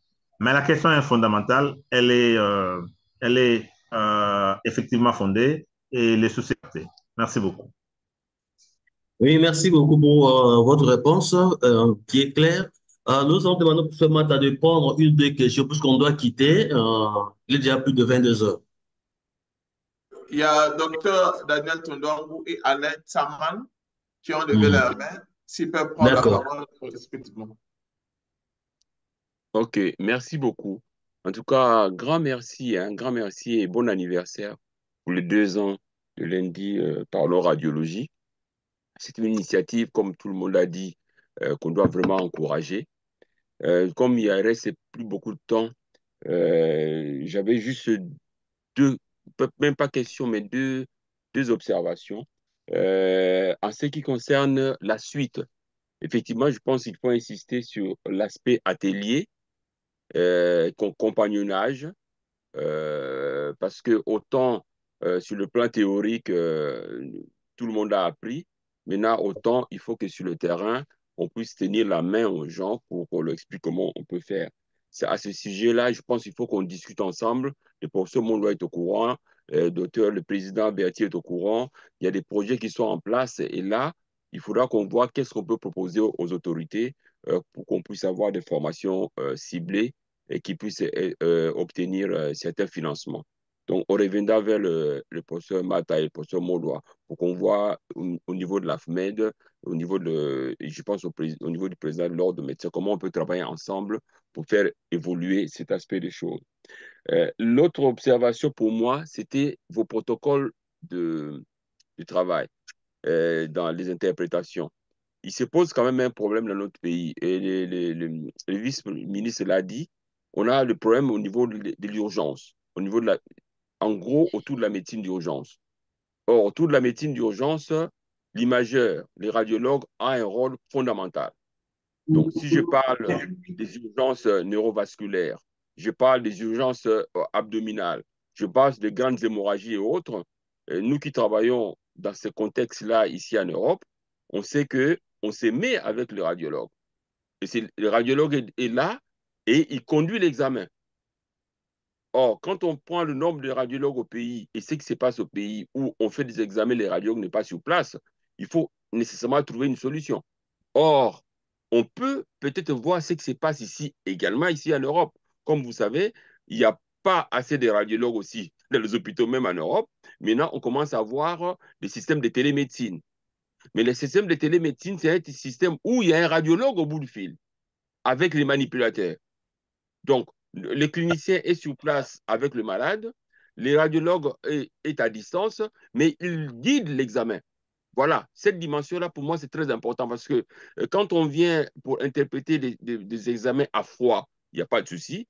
Mais dans le contexte des médecines d'urgence, il faut vraiment qu'il y ait la présence du radiologue, ou sur place, ou à distance, et mettre en place des protocoles avec des manips pour conduire ces examens-là qui peuvent sauver les gens. Je pense que dans notre pays, il faut qu'on s'arrange pour que de la 48-72 heures, on ait les bons diagnostics, on soigne les gens. C'est que si les gens s'en sortent, on aura baissé la mortalité de façon importante. Parce qu'après, c'est un problème de maladie chronique, on n'a pas suffisamment d'argent pour suivre. Voilà les deux observations que j'avais faites. En tout cas, bon anniversaire. Et nous, on n'est pas radiologue, mais on a beaucoup appris au cours de ces sessions. Merci beaucoup. Oui, le prochain qui va parler. Merci Qui a levé pour la parole. Oui, merci pour la parole. Docteur Alain Tsaman de l'Afrique du Sud. Je voudrais faire un petit commentaire dans un commentaire du professeur docteur Berthier Ntsadi, notre président, et enfin une petite question. Alors, les petits commentaires, le professeur semble être au courant des difficultés de ses confrères qui cherchent à se frayer un chemin à l'étranger. Et il a d'ailleurs énoncé, il a parlé de l'SFIMG qui vérifie nos crédentials. Et donc, il doit certainement être au courant qu'actuellement, dans les curriculum review, on a ajouté certaines conditions.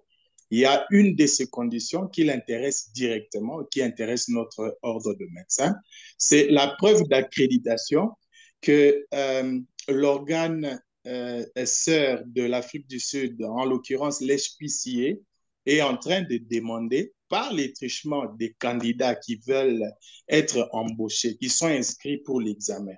Je suis sûr que le professeur Dr Berthier est au courant. Alors, ma question est la suivante. Quelle est la difficulté qu'il rencontre pour nous faire ces documents, la preuve d'accréditation? Simplement dire que l'ordre des médecins en tant que régulateur, représenté par son président et son comité, reconnaît que les facultés ci-dessous, on nomme Kinshasa, faculté de médecine de Kinshasa, Lubumbashi, Kisangani et autres, sont reconnus, que les récipiendaires de ces facultés ont été inscrits à l'ordre de médecins. Donc, c'est une petite lettre que nous attendons. Quelle est la difficulté que vous rencontrez, cher président, pour nous produire cette lettre? Merci beaucoup.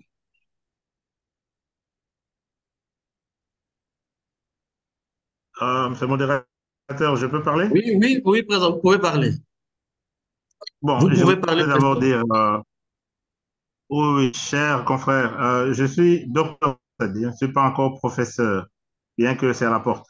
Nous, c'est la loyauté et l'honnêteté. Ça, c'est une première chose. Deuxièmement, bon, vous quittez un peu de ce cadre pour poser un problème qui n'est pas un sujet de lundi Parlons Radio, mais je voudrais quand même, voilà, saisir cette opportunité aussi. Justement, en fait, je voulais simplement dire que c'est pas si facile pour nous, l'ordre de médecins, de donner suite à cela. C'est une dimension qui n'est pas à votre portée. Je vais simplement dire un mot. Nous sommes dans un environnement très particulier. J'ai parlé de l'accréditation des facultés de médecine. C'est qui est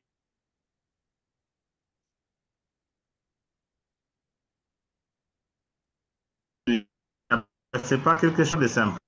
Là, au pays, la RDC, où nous avons des personnes diplômées, détenteurs de diplômes, des facultés de médecine, mais que l'ordre ne reconnaît pas ces facultés de médecine-là. C'est ça la réalité de notre pays. Ceux qui ont soumis leur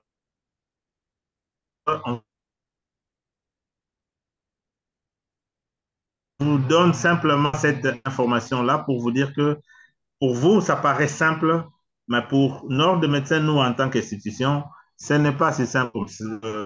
Des données suite à cela, par rapport à notamment bien d'autres éléments, ce que je viens d'évoquer tout à l'heure. Nous marchons vers la normalisation des choses dans notre pays. J'aurais souhaité que son Excellence le ministre de la Santé, vice-ministre, soit encore en ligne. Nous marchons vers la normalisation, comme nous l'avons dit, autant pour l'accréditation des praticiens de manière résolue, autant pour les institutions de manière résolue. Et ceux qui évoluent ici savent ce que ça coûte à l'ordre des médecins pour l'instant, et y compris en cascade. Voilà un tout petit peu.